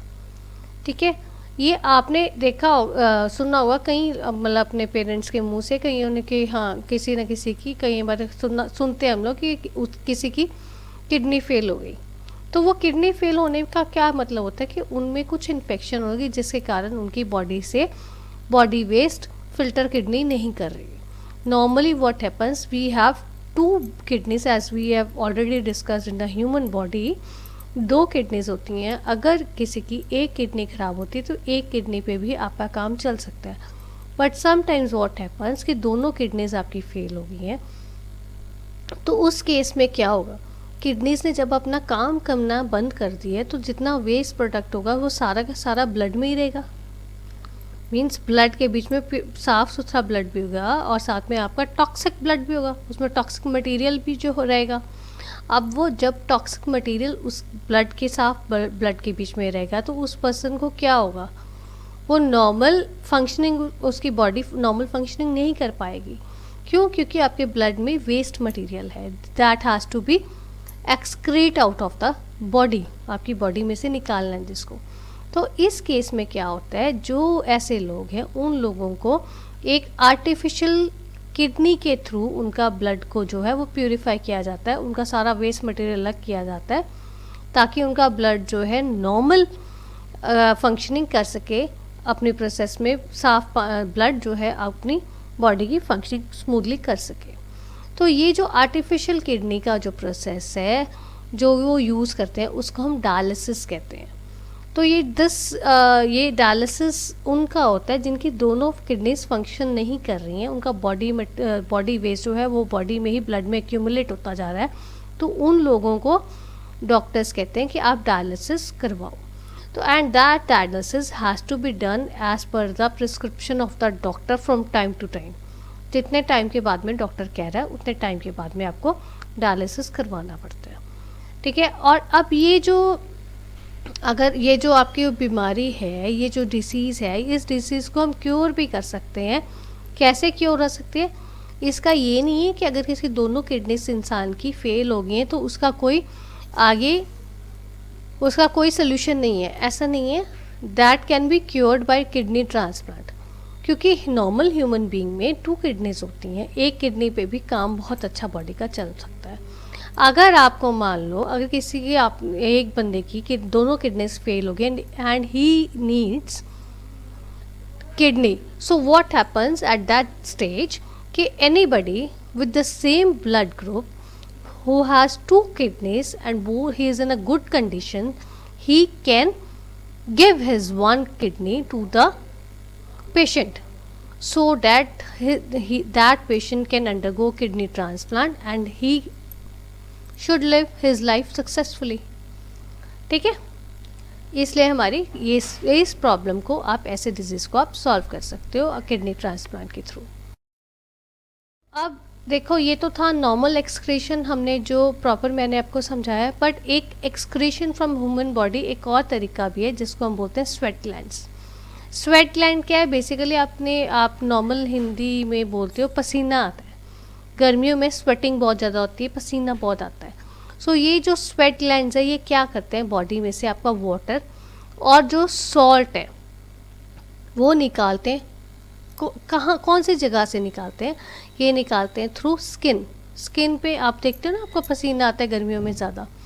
सो ये जो आपका स्वेट है, स्वेट के बीच में सॉल्ट्स डिज़ोल्व होते हैं। इसीलिए आपने देखा होगा कि समर्स में जब आपको स्वेटिंग आती है और जब वो स्वेटिंग आपकी सूख गई है, उसके बाद में आपने जो अपने क्लोथ्स देखो, आप क्लोथ्स के ऊपर वाइट पैचेस पड़े होते हैं। वो वाइट पैचेस किस चीज़ के पड़े होते हैं? वो सॉल्ट जो स्वेट के बीच में डिसॉल्व है उस चीज़ के होते हैं। अब ये स्वेट ग्लैंड्स जो जिससे हमारा स्वेट रिमूव होता है, दिस इज़ वेरी इंपॉर्टेंट। वो क्या करता है? It basically cools down our body का टेम्परेचर जो हमारा गर्मियों में बढ़ जाता है उसको वो कूल डाउन कर देता है आपकी स्वेटिंग जब वो आपको आती है। ठीक है, तो देखते हैं आज क्या पढ़ते हैं। ये देखो, अब है ट्रांसपोर्टेशन इन प्लांट्स। हमने अभी तक ट्रांसपोर्टेशन इन एनिमल्स हम कर चुके हैं, अब बारी आती है प्लांट्स की। प्लांट्स में ट्रांसपोर्टेशन कैसे होती है वो हमने डिस्कस करना है। अब ये देखो, आपको पता है जैसे ह्यूमन बॉडी में हमने पढ़ा, ह्यूमन बॉडी में बहुत सारे सिस्टम्स, कंटिन्यूस प्रोसेस सिस्टम्स चलते रहते हैं, है ना। डाइजेस्टिव सिस्टम हो गया, फिर आपका रेस्पिरेशन सिस्टम हो गया, ऐसे आपके सिस्टम्स चलते रहते हैं। बट आप देखो, प्लांट्स में मेन कौन सा सिस्टम चलता है? प्लांट्स में मेन फोटोसिंथेसिस प्रोसेस चलता है, राइट। अब फोटोसिंथेसिस प्रोसेस क्या होता है? वो एक ऐसा प्रोसेस है जिससे ग्रीन प्लांट्स अपना खाना बनाते हैं in the presence of sunlight, air and water. ठीक है ना। लीव्स, ग्रीन प्लांट्स में लीव्स अपना खाना बनाती हैं। अब ये जो खाना प्लांट्स ने बनाया है, ये प्लांट्स ने एक जगह पे फोटोसिंथेसिस प्रोसेस से लीव्स ने बनाया, बट ये तो नहीं है कि सिर्फ लीव्स को ही चाहिए खाना, तो पूरी बॉडी को उसके न्यूट्रिशन तो पूरी बॉडी को चाहिए ना। इसलिए हमारे लिए प्लांट्स में ट्रांसपोर्टेशन ज़रूरी हो जाती है। आप ये देखो, जैसे ह्यूमन बॉडी में ट्रांसपोर्टेशन के लिए मीडियम ऑफ एक्सचेंज जो था हमारा, मीडियम ऑफ ट्रांसपोर्टेशन जो था वो हमारा ब्लड है। बट इन प्लांट्स में ब्लड तो नहीं होता ना। तो प्लांट्स में कैसे होती है जो हमारी ट्रांसपोर्टेशन होती है? प्लांट्स में जो हम ये खाना बनता है या रूट से, सॉइल से आप वो मिनरल्स और वाटर एक्सट्रैक्ट करती है, रूट्स अब्सॉर्ब करती हैं।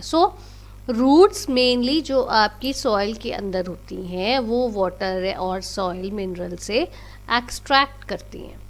ठीक है, पहला स्टेप तो यही है, रूट्स ने वो सब चीज़ें एब्जॉर्ब करनी। वो जब सब चीज़ें एब्जॉर्ब करता है उसके बाद में लीव्स खाना बनाती है फोटोसिंथेसिस प्रोसेस के थ्रू। अब ये जो फूड है सिर्फ लीव्स में नहीं रहता है, ये सारे पार्ट्स, प्लांट्स के सारे पार्ट्स तक पहुंचता है, upper to lower, lower to upper, सारे पार्ट्स में। ठीक है, तो ये जो हमारी ट्रांसपोर्टेशन होती है प्लांट्स में, ये हम 3 लेवल से पढ़ते हैं। 3 लेवल्स में होती है। आपको इजीली समझाने के लिए 3 जो लेवल्स है ये मैंने ऐसे आपको समझाने की कोशिश की है। फर्स्ट जो लेवल है, पहला आता है सेल्यूलर ट्रांसपोर्ट। अब ये देखो, ये चीज़ आपको पढ़ाई हुई है पहले, आपको पता है कि कोई भी लिविंग ऑर्गेनिज्म है वो सेल से बना हुआ है। ठीक है ना। तो जो प्लांट्स में जो आपका फूड है, वाटर है, न्यूट्रिएंट्स है, सब कुछ है जो भी ट्रांसपोर्ट हो रहा है, वो सब कुछ सेल्स में तक जा रहा है। वो सारी ट्रांसपोर्टेशन का जो फर्स्ट प्रोसेस है सेल्स तक पहुंचाना है। अब सेल्स तक पहुंचाने के लिए जो पहले जो देखो, ये एक छोटे छोटे सेल्स हमारे छोटे छोटे होते हैं। ये जितने आपके सल्यूट्स हैं और आयंस हैं वो सारे के सारे एक सेल से दूसरे सेल तक पहुंचाने का काम होता है। ठीक है, अब ये देखो, अब सल्यूट्स क्या होता है? सल्यूट्स आपने 6 क्लास में पढ़ा हुआ है बच्चे। देखो जैसे हम ये वाटर में सॉल्ट हम डिज़ोल्व करते हैं, राइट। तो सॉल्ट क्या होगा, जिस चीज़ को हमने डिज़ोल्व किया दैट इज़ योर सल्यूट, और जिस चीज़ में डिज़ोल्व किया दैट इज़ योर सॉल्वेंट, ठीक है। तो जो आपके रूट्स ने जो सॉइल से वाटर मिनरल्स सब कुछ एब्जॉर्ब किए, वो सारे सल्यूट्स है। उसमें से जो चीज़ें उसमें से डिज़ोल्व हुई हुई, जो उन्होंने उसके सल्यूट्स चाहिए जो उनको प्लांट्स को, वो लिए। और आयंस क्या होता है, जो वाटर है, वाटर में छोटे छोटे पार्टिकल्स हैं जिनको हम आयंस बोलते हैं। बहुत सारे पार्टिकल्स होते हैं। अभी आपके लेवल के लिए बेटा आप आयंस की ज़्यादा डिटेल मत करना, सिर्फ इतना ही समझो कि वाटर में बहुत सारे पार्टिकल्स होते हैं जिसको हम आयंस बोलते हैं, ठीक है। इतना समझ आपके आगे आपको सल्यूट्स और आयंस जो है वो एक सेल से दूसरे सेल तक ट्रांसफ़र होते हैं फर्स्ट स्टेप में। और वो अब ये बात आती है, सल्यूट्स और आयंस हमारे जो ट्रांसफ़र होंगे एक सेल से दूसरे सेल में, वो किसके थ्रू होंगे, वो ऑस्मोसिस एंड डिफ्यूजन के थ्रू होंगे, ठीक है। Osmosis and diffusion. अब ऑस्मोसिस क्या होता है और डिफ्यूजन क्या होता है, अब हम वो देखते हैं। इसमें आपको पहले ही बता दूं, ऑस्मोसिस और डिफ्यूजन में बहुत छोटा सा डिफरेंस है, ज़्यादा डिफरेंस नहीं है। ऑस्मोसिस को हम एक सब पार्ट ऑफ डिफ्यूजन भी बोल सकते हैं। दोनों में डिफरेंस क्या है, देखो जो ऑस्मोसिस है, ऑस्मोसिस में क्या होता है, there is flow of water from area of high concentration to area of low concentration. Water का ट्रांसपोर्ट होता है हाई कंसंट्रेशन एरिया से लो कंसंट्रेशन एरिया में। जहाँ पे वाटर ज़्यादा है वहाँ से कम एरिया में, उस एरिया में जाता है जिस एरिया में वाटर कम है। वो क्यों जाता है, ताकि दोनों का लेवल सेम रहे, दोनों इक्वल हो जाए, दोनों सेल्स में, दोनों पार्ट्स में आपके जो वाटर लेवल है वो इक्वल रहे, ठीक है। तो ऑस्मोसिस में हमने क्या पढ़ा है, ऑस्मोसिस में फ्लो ऑफ वाटर होता है हाई कंसंट्रेशन एरिया से लो कंसंट्रेशन एरिया में। अब दूसरी चीज़ आती है डिफ्यूजन। डिफ्यूजन में वाटर के अलावा जो हमारे पार्टिकल्स हैं और बहुत सारे पार्टिकल्स हैं, वो सारे पार्टिकल्स हमारे हाई कंसंट्रेशन एरिया से लो कंसंट्रेशन एरिया तक जाते हैं। अब ये आप बोलोगे वाटर के अलावा और कौन सी चीज़ें हैं और पार्टिकल्स कौन से आते हैं, जैसे देखो आपका फूड हो गया, न्यूट्रिएंट्स हो गए, आपकी गैसेस होगी, ये सारी जो चीज़ों की ट्रांसफ़र हो रही है हाई कंसंट्रेशन एरिया से लो कंसंट्रेशन एरिया में, उसको हम डिफ्यूजन बोलते हैं, ठीक है। तो इसलिए हम डिफ्यूजन का एक सब पार्ट भी ऑस्मोसिस को बोल सकते हैं। ये मैं आपकी ज़्यादा फर्दर क्लैरिटी के लिए आपको एक बार दोबारा फिर फर्स्ट लेवल समझा रही हूँ कि फर्स्ट लेवल में देखो जो सल्यूट्स और आयंस हैं वो ट्रांसफ़र होते हैं एक सेल से दूसरे सेल में, ठीक है। जो हमारे सेल्स हैं, बहुत सारे सेल्स हैं प्लांट्स में, एक सेल से दूसरे सेल में जितने हमारे सल्यूट्स और आयंस हैं वो सारे के सारे हमें ट्रांसफ़र होते हैं। सल्यूट्स क्या होता है आपको पता है, सल्यूट और सॉल्वेंट होता है। जौन सी ये सल्यूट, जैसे मैंने आपको एग्जांपल दी है, वाटर और वाटर के बीच में हम सॉल्ट को डिज़ोल्व करते हैं, then salt is solvent and water is solute, right. And ions क्या है कि water is made up of many particles known as ions, ठीक है। और ये सल्यूट और आयंस की ट्रांसफ़र जो है वो एक सेल से दूसरे सेल में किसके थ्रू होती है, ऑस्मोसिस और डिफ्यूजन के थ्रू होती है। ऑस्मोसिस अब क्या होती है, ऑस्मोसिस में फ्लो ऑफ वाटर है हाई कंसंट्रेशन एरिया से लो कंसंट्रेशन एरिया में, ठीक है। और डिफ्यूजन में मूवमेंट ऑफ पार्टिकल्स है हाई कंसंट्रेशन एरिया से लो कंसंट्रेशन एरिया में, ठीक है बेटे। तो ये था हमारा फर्स्ट लेवल जिसमें हमारी सेल्यूलर ट्रांसपोर्ट आती है। अब आता है सेकेंड लेवल की बात। सेकेंड लेवल में क्या होता है, एब्जॉर्प्शन। जब एक बार रूट्स ने सॉइल में से वाटर और मिनरल्स को एब्जॉर्ब कर लिया, ले लिया, तो अब वो जितने जो उसने सॉइल न्यूट्रिएंट्स और मिनरल्स एब्जॉर्ब करने के बाद में एब्जॉर्ब करना है।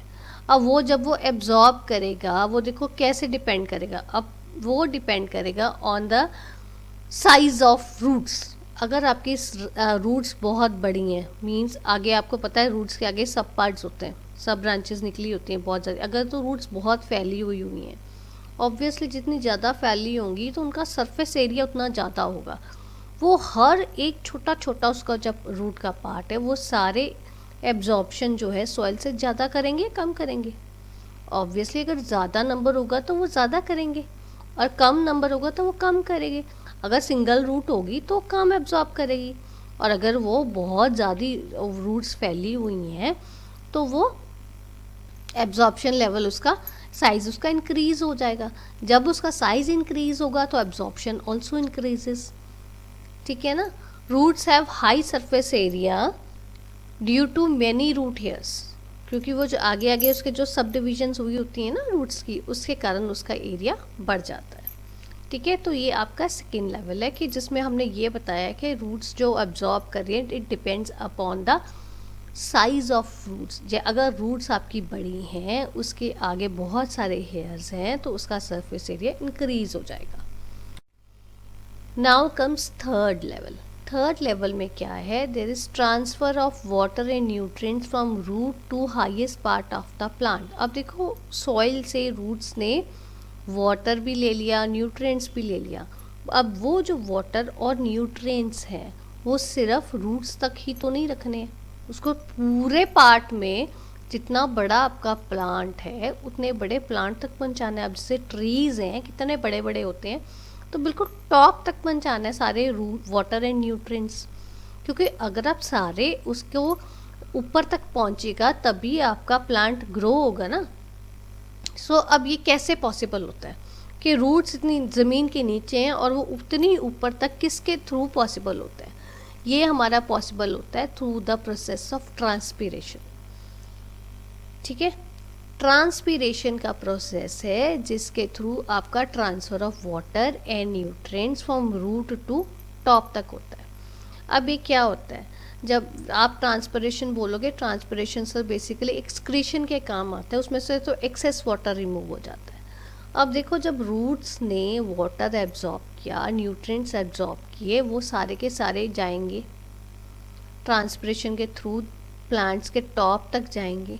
अब जो वो टॉप तक जाएंगे जितने तो उसको चाहिए, प्लांट्स को वाटर चाहिए, लीव्स को वाटर चाहिए, वो उतना ना अपने पास रख लेगा और एक्सेस वाटर जो है वो सारा रिलीज़ कर देगा बाय वे ऑफ ट्रांसपीरेशन।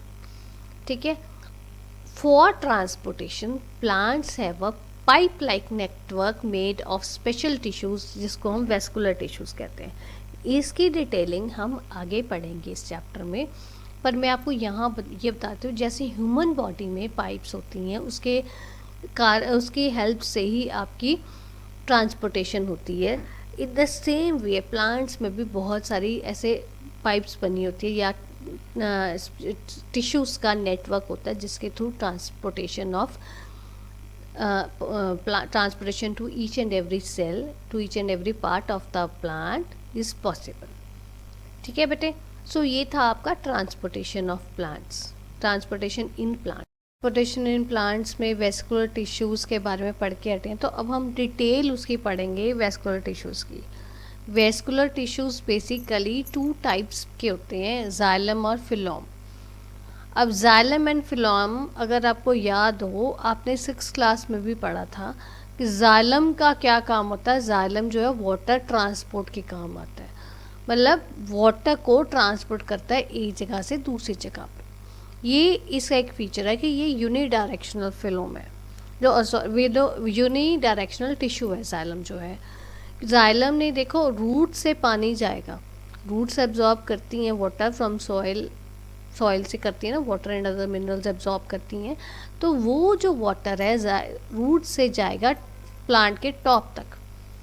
अब जो प्लांट के टॉप तक जाएगा तो वहाँ से जाके जो अगर आपका एक्सेस वाटर होगा वो सारा का सारा हमारा रिलीज़ हो जाता है ट्रांसपिरेशन के थ्रू। सो इसलिए जाइलम टिश्यू जो ऐसा है जिसमें आपकी वाटर ट्रांसफर होती है और वो यूनिडायरेक्शनल रहता है। यूनिडायरेक्शनल मतलब एक ही डायरेक्शन में जाता है, नीचे से ऊपर जाता है, ऊपर से नीचे नहीं आता। ठीक है, दूसरी टाइप का हमारा जो वेस्कुलर टिश्यू है वो आता है फिलोम।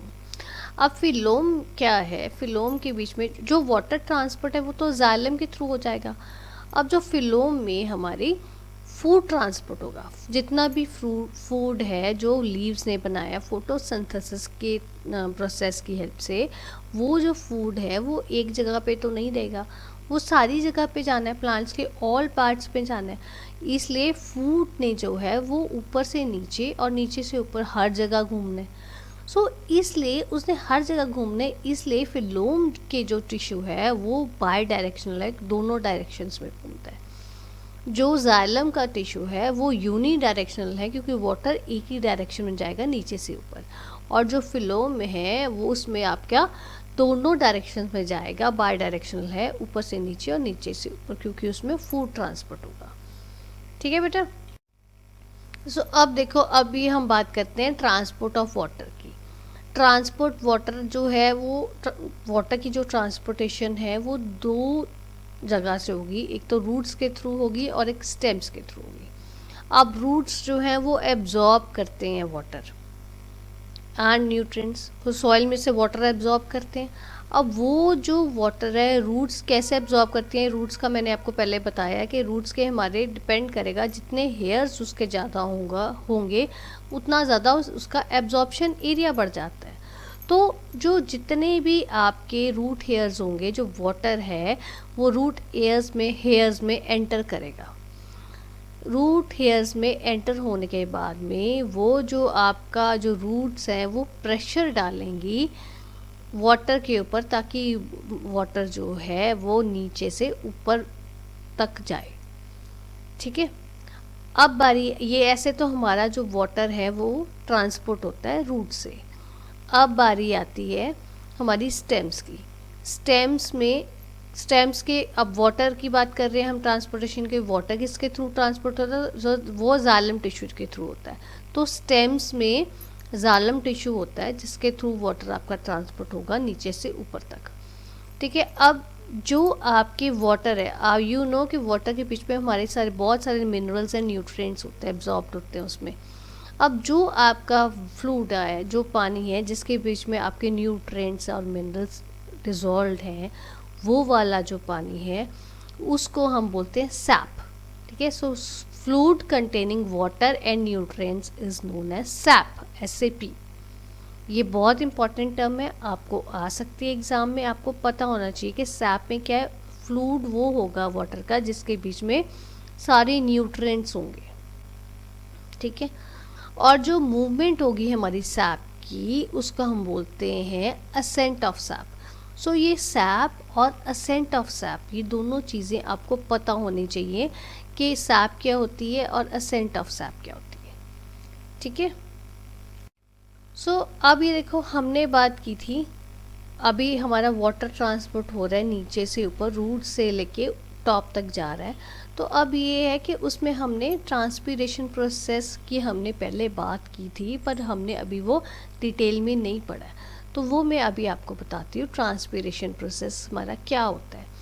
अब ये देखो, ट्रांसपीरेशन प्रोसेस वैसे क्या होता है कि जो प्लांट्स में एक्सेस वाटर आ गया है वो लीव्स से, प्लांट्स में लीव्स में स्टोमेटा होता है, उसके थ्रू हमारा एक्सक्रीट हो जाता है, वो बाहर निकल जाता है in the form of water vapours.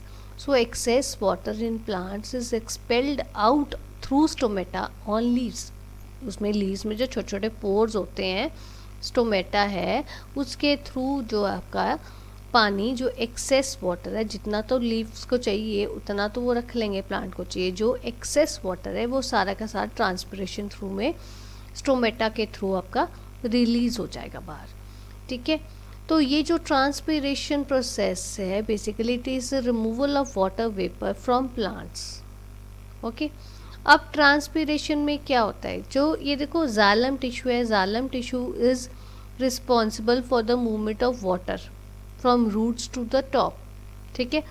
तो ये जो जाइलम टिश्यूज़ हैं इसके बीच में एक पुल इफेक्ट होता है कि पानी को खींचता है रूट से, राइट। तो ये जो पानी को रूट से खींचता है उसका हम बोलते हैं ट्रांसपीरेशन पुल। अगर आपको एग्ज़ाम में क्वेश्चन आ जाता है ट्रांसपिरेशन पुल क्या होती है, तो आपने ये नहीं देख कहना है कि ये तो नया वर्ड आ गया। ट्रांसपिरेशन पुल वैसे बेसिकली वही होता है जो रूट से जाइलम जो है, जाइलम टिश्यू जो होता है वो रूट से पानी को जो पुल करते हैं अपनी तरफ, उसको कहते हैं ट्रांसपिरेशन पुल, राइट। अब इसके लिए एक जो वाटर्स में वो ये आपके वाटर में एक सक्शन इफ़ेक्ट होता है कि सक करते हैं वाटर को जालिम के अंदर, तो उसको हम कहते हैं सक्शन इफ़ेक्ट। एक आपको सक्शन इफ़ेक्ट यहाँ पे वर्ड नहीं आता है, एक आपको ट्रांसपिरेशन पुल नया वर्ड आता है। जो ये सक्शन इफ़ेक्ट के कारण, जिसके कारण वो खींचता है पानी को, सक करता है पानी को जाइलम, वो उसके कारण एक सक्शन इफेक्ट के कारण जो देखो ट्री इतना बड़ा, प्लांट इतना बड़ा था, रूट्स इतनी नीचे ज़मीन के नीचे, और प्लांट की टॉप इतनी, ट्रीज़ कहीं बड़े बड़े आपने देखे होंगे, इतनी ऊंचे ऊंचे ट्रीज़ हैं, तो वो नीचे से ऊपर तक पानी कैसे पहुंचता है, वो उनमें जो जाइलम के बीच में एक सक्शन इफेक्ट होता है जिसके कारण पानी आपका नीचे से ऊपर तक पहुँचता है, ठीक है। तो ये बेसिकली था आपका ट्रांसपिरेशन प्रोसेस। बट अगर आपको कोई पूछ ले ट्रांसपिरेशन प्रोसेस के फीचर्स बताओ, तो उसके फीचर्स देखो, ट्रांसपिरेशन कूल्स द प्लांट, वो प्लांट्स को ठंडा रखते हैं। ठंडा कैसे रखते हैं? जब प्लांट्स में से एक्सेस वाटर बाहर निकलता है, एक्सपेल आउट होता है, तो वो ठंडक पहुंचाते हैं। और एक दूसरा इसका फीचर क्या है कि जो ट्रांसपिरेशन प्रोसेस है वो सिर्फ दिन में होता है। Transpiration process takes place only in the day and not during night, ठीक है। तो अगर आपको कोई पूछ लेता है ट्रांसपिरेशन प्रोसेस के 2 फीचर्स बताओ, तो आपने ये लिखना है, it cools the plant and it takes place in during day only, okay. अब देखो, अभी हमने बात की थी ट्रांसपोर्टेशन ऑफ वाटर की, अब बात आती है transportation of food in plants की। अब जो फूड है, फूड लीव्स बनाती हैं थ्रू फोटोसिंथेसिस प्रोसेस, वो एक पार्ट में बनता है, बट ऐसा तो नहीं है ना कि सिर्फ लीव्स को ही खाना चाहिए। वो जो फूड है वो तो पूरे आपके प्लांट के पार्ट्स को चाहिए, जितने पार्ट्स हैं सारे पार्ट्स को चाहिए, क्योंकि सारे प्लांट्स ने ग्रो करना है, ठीक है ना। तो ये जो आपका ट्रांसपोर्टेशन, जो फूड की ट्रांसपोर्टेशन होती है, वो आपने पढ़ा है पहले, फिलोम के थ्रू होते हैं, जालिम के थ्रू वाटर के होते हैं, फिलोम के थ्रू वाटर फूड की होती है। वो हमने फिलोम के थ्रू, फिलोम टिश्यू के थ्रू हमारी ट्रांसपोर्टेशन फूड की होती है, एक कॉर्नर से दूसरे कॉर्नर में प्लांट में। और वो किस प्रोसेस से होती है, उस प्रोसेस को हम बोलते हैं ट्रांसलोकेशन, ठीक है। जैसे हमारा वाटर में ट्रांसपोर्टेशन होती है जाइलम में, और जो रिलीज़ होता है वो ट्रांसपिरेशन प्रोसेस से होता है, तो ये जो फूड आपका ट्रांसपोर्ट होगा वो आपका ट्रांसलोकेशन प्रोसेस से। तो इसमें अब जो ट्रांसलोकेशन प्रोसेस है, इसमें देखो कुछ ना कुछ बायोलॉजिकल फोर्स और पीछे इन्वॉल्व होगी ना, जिसके कारण आपका फूड जो है वो ऊपर नीचे हर कॉर्नर में घूम रहा है। तो इसके पीछे आपके प्लांट्स में कुछ बायोलॉजिकल फोर्स इन्वॉल्व है, ये आपके लेवल में अभी नहीं है 7th क्लास में, ठीक है। तो इसकी डिटेलिंग पढ़ने की आपको अभी ज़रूरत नहीं है। अब बारी आती है एक्सक्रीशन इन प्लांट्स। हमने एक्सक्रीशन इन एनिमल्स हमने पढ़ा है, ह्यूमंस आपने पढ़ा है। अब प्लांट्स की बारी आती है कि प्लांट्स में एक्सक्रीशन कैसे होती है। अब देखो, इसके जो कोई भी लिविंग ऑर्गेनिज्म है जो खाना बनाएगा, खाना खाएगा, वेस्ट तो उसका होगा ही होगा, बट प्लांट्स में कुछ ऐसा स्पेशल ऑर्गन नहीं है जिससे आपका वेस्ट जो है वो रिमूव किया जा सके। जैसे एनिमल्स में और ह्यूमंस में आपका स्पेशल ऑर्गन्स है, ऐसे आपके प्लांट्स में नहीं है। अब ये देखो, जो वेस्ट प्रोडक्ट्स हैं, रेस्पिरेशन मीन ह्यूमंस के, और जो फोटोसिंथेसिस मीन्स प्लांट्स के, मीन्स ह्यूमंस के और प्लांट्स के, वो कैसे यूज़ होते हैं, वो एक दूसरे के लिए रॉ मटेरियल की तरह यूज़ होता है। अब आप बोलोगे वो कैसे? अब देखो, रेस्पिरेशन में जब आप रेस्पिरेशन करते हैं ह्यूमन बॉडी, तो हम ऑक्सीजन इनहेल करते हैं और कार्बन डाइऑक्साइड हम डिस्चार्ज करते हैं, एक्सहेल करते हैं। और जो फोटोसिंथेसिस में कार्बन डाइऑक्साइड की प्लांट्स को ज़रूरत होती है, जिससे वो खाना बनाते हैं। सो इसमें वो इनहेल कार्बन डाइऑक्साइड करते हैं और वो जो एक्सहेल करते हैं वो ऑक्सीजन करते हैं। जो फोटोसिंथेसिस का, जो प्लांट्स का जो वो वेस्ट गैस है, वेस्ट प्रोडक्ट है, वो ऑक्सीजन है। वो उनके लिए हम मतलब वेस्ट है, उनको नहीं चाहिए, बट वो ह्यूमंस के लिए ऑक्सीजन जो है वो रॉ मटेरियल की तरह काम करता है, बिकॉज उनको चाहिए लिविंग के लिए, सर्वाइवल के लिए। और जो रेस्पिरेशन में ह्यूमंस ने कार्बन डाइऑक्साइड छोड़ी है, वो आपकी फोटोसिंथेसिस में प्लांट्स के लिए एक रॉ मटेरियल की तरह काम आती है। इसलिए ये कहा जाता है जो ह्यूमंस और जो एनिमल्स प्लांट्स का जो रेस्पिरेशन और फोटोसिंथेसिस प्रोसेस के थ्रू जो आपके वेस्ट मटेरियल होंगे, वेस्ट प्रोडक्ट्स होंगे, वो आपके as a raw material use होते हैं एक दूसरे के लिए। ठीक है। सो समटाइम्स आपको क्वेश्चन आ जाता है तो आपको पता होना चाहिए ये। अब ये देखो, अब बात आती है कि प्लांट्स में एक्सक्रीशन कौन कौन से मेथड से होती है। प्लांट्स में देखो जो तो गैसेस की रिलीज़ हो रही है, वो किससे रिलीज़ होती है? लीव्स में स्टोमेटा होता है, लीव्स के अंदर टाइनी पोर्स जो स्टोमेटा होते हैं उसके थ्रू आपकी ऑक्सीजन वो रिलीज़ करते हैं। ठीक है। या आपके लेंटी सेल्स होते हैं स्टेम में। अब लेंटी सेल्स जो स्टेम में है वो ज़रूरी नहीं है वो हर प्लांट के होंगे, कुछ प्लांट्स के होते हैं जैसे लोटस के होते हैं, राइट। ये स्टेम में पोर्स होते हैं जिसके थ्रू वो अपनी गैस, वेस्टफुल गैस वो अपनी रिलीज़ करते हैं। अब कई बार क्या होता है, जो आपके लीव्स हैं, जो आपके लीव्स और स्टेम है उसमें सम वेस्ट वो कलेक्ट हो जाता है, और वो जो वेस्ट कलेक्ट हो जाता है कुछ प्रॉब्लम की वजह से, ब्लॉकेज हो गई, कुछ हो गया स्टेम्स में या आपके लेंटिसेल्स में या आपके स्टोमेटा में, अगर कुछ ब्लॉकेज हो गई उसके कारण वो अपनी गैस, हार्मफुल गैस जो है वो रिलीज़ नहीं कर पा रहे हैं। तो वो जो गैसेस हैं वो जो कलेक्ट हो जाते हैं, these are harmful for plants, और ये स्टोर होती रहती हैं प्लांट्स में एज सॉलिड बॉडीज। जैसे मैंने आपको ह्यूमन एक्सक्रीटरी सिस्टम में मैंने आपको बताया था, अगर आप हमारे किसी कारण किसी ह्यूमन बीइंग की किडनीज वर्क करना स्टॉप कर देती हैं, दोनों किडनी स्टॉप कर देती हैं, तो उस कारण क्या होता है, आपका ब्लड में वेस्ट मटेरियल एक्यूमुलेट होता रहता है, कलेक्ट होता रहता है, जो which is dangerous for living survival. इसलिए तब मैंने आपको बताया था कि उसके बीच में एक हमें आर्टिफिशियल किडनी यूज़ करनी पड़ती है जिसको हम डायलिसिस कहते हैं। ठीक है। बट ऐसा कोई चीज़ प्लांट्स में नहीं है। तो इन द सेम वे मैं आपको यहाँ पे यही चीज़ बताना चाहती हूँ कि जैसे आपका वेस्ट जो है वो ह्यूमन बॉडी के लिए हार्मफुल है, इन द सेम वे ऐसे ही वेस्ट जो है आपका वो प्लांट बॉडी के लिए भी वेस्ट हार्मफुल है। ठीक है बेटा। So this is all about today's video. If you find any difficulty, you are most welcome to give your feedback in the comment box. Thanks for watching.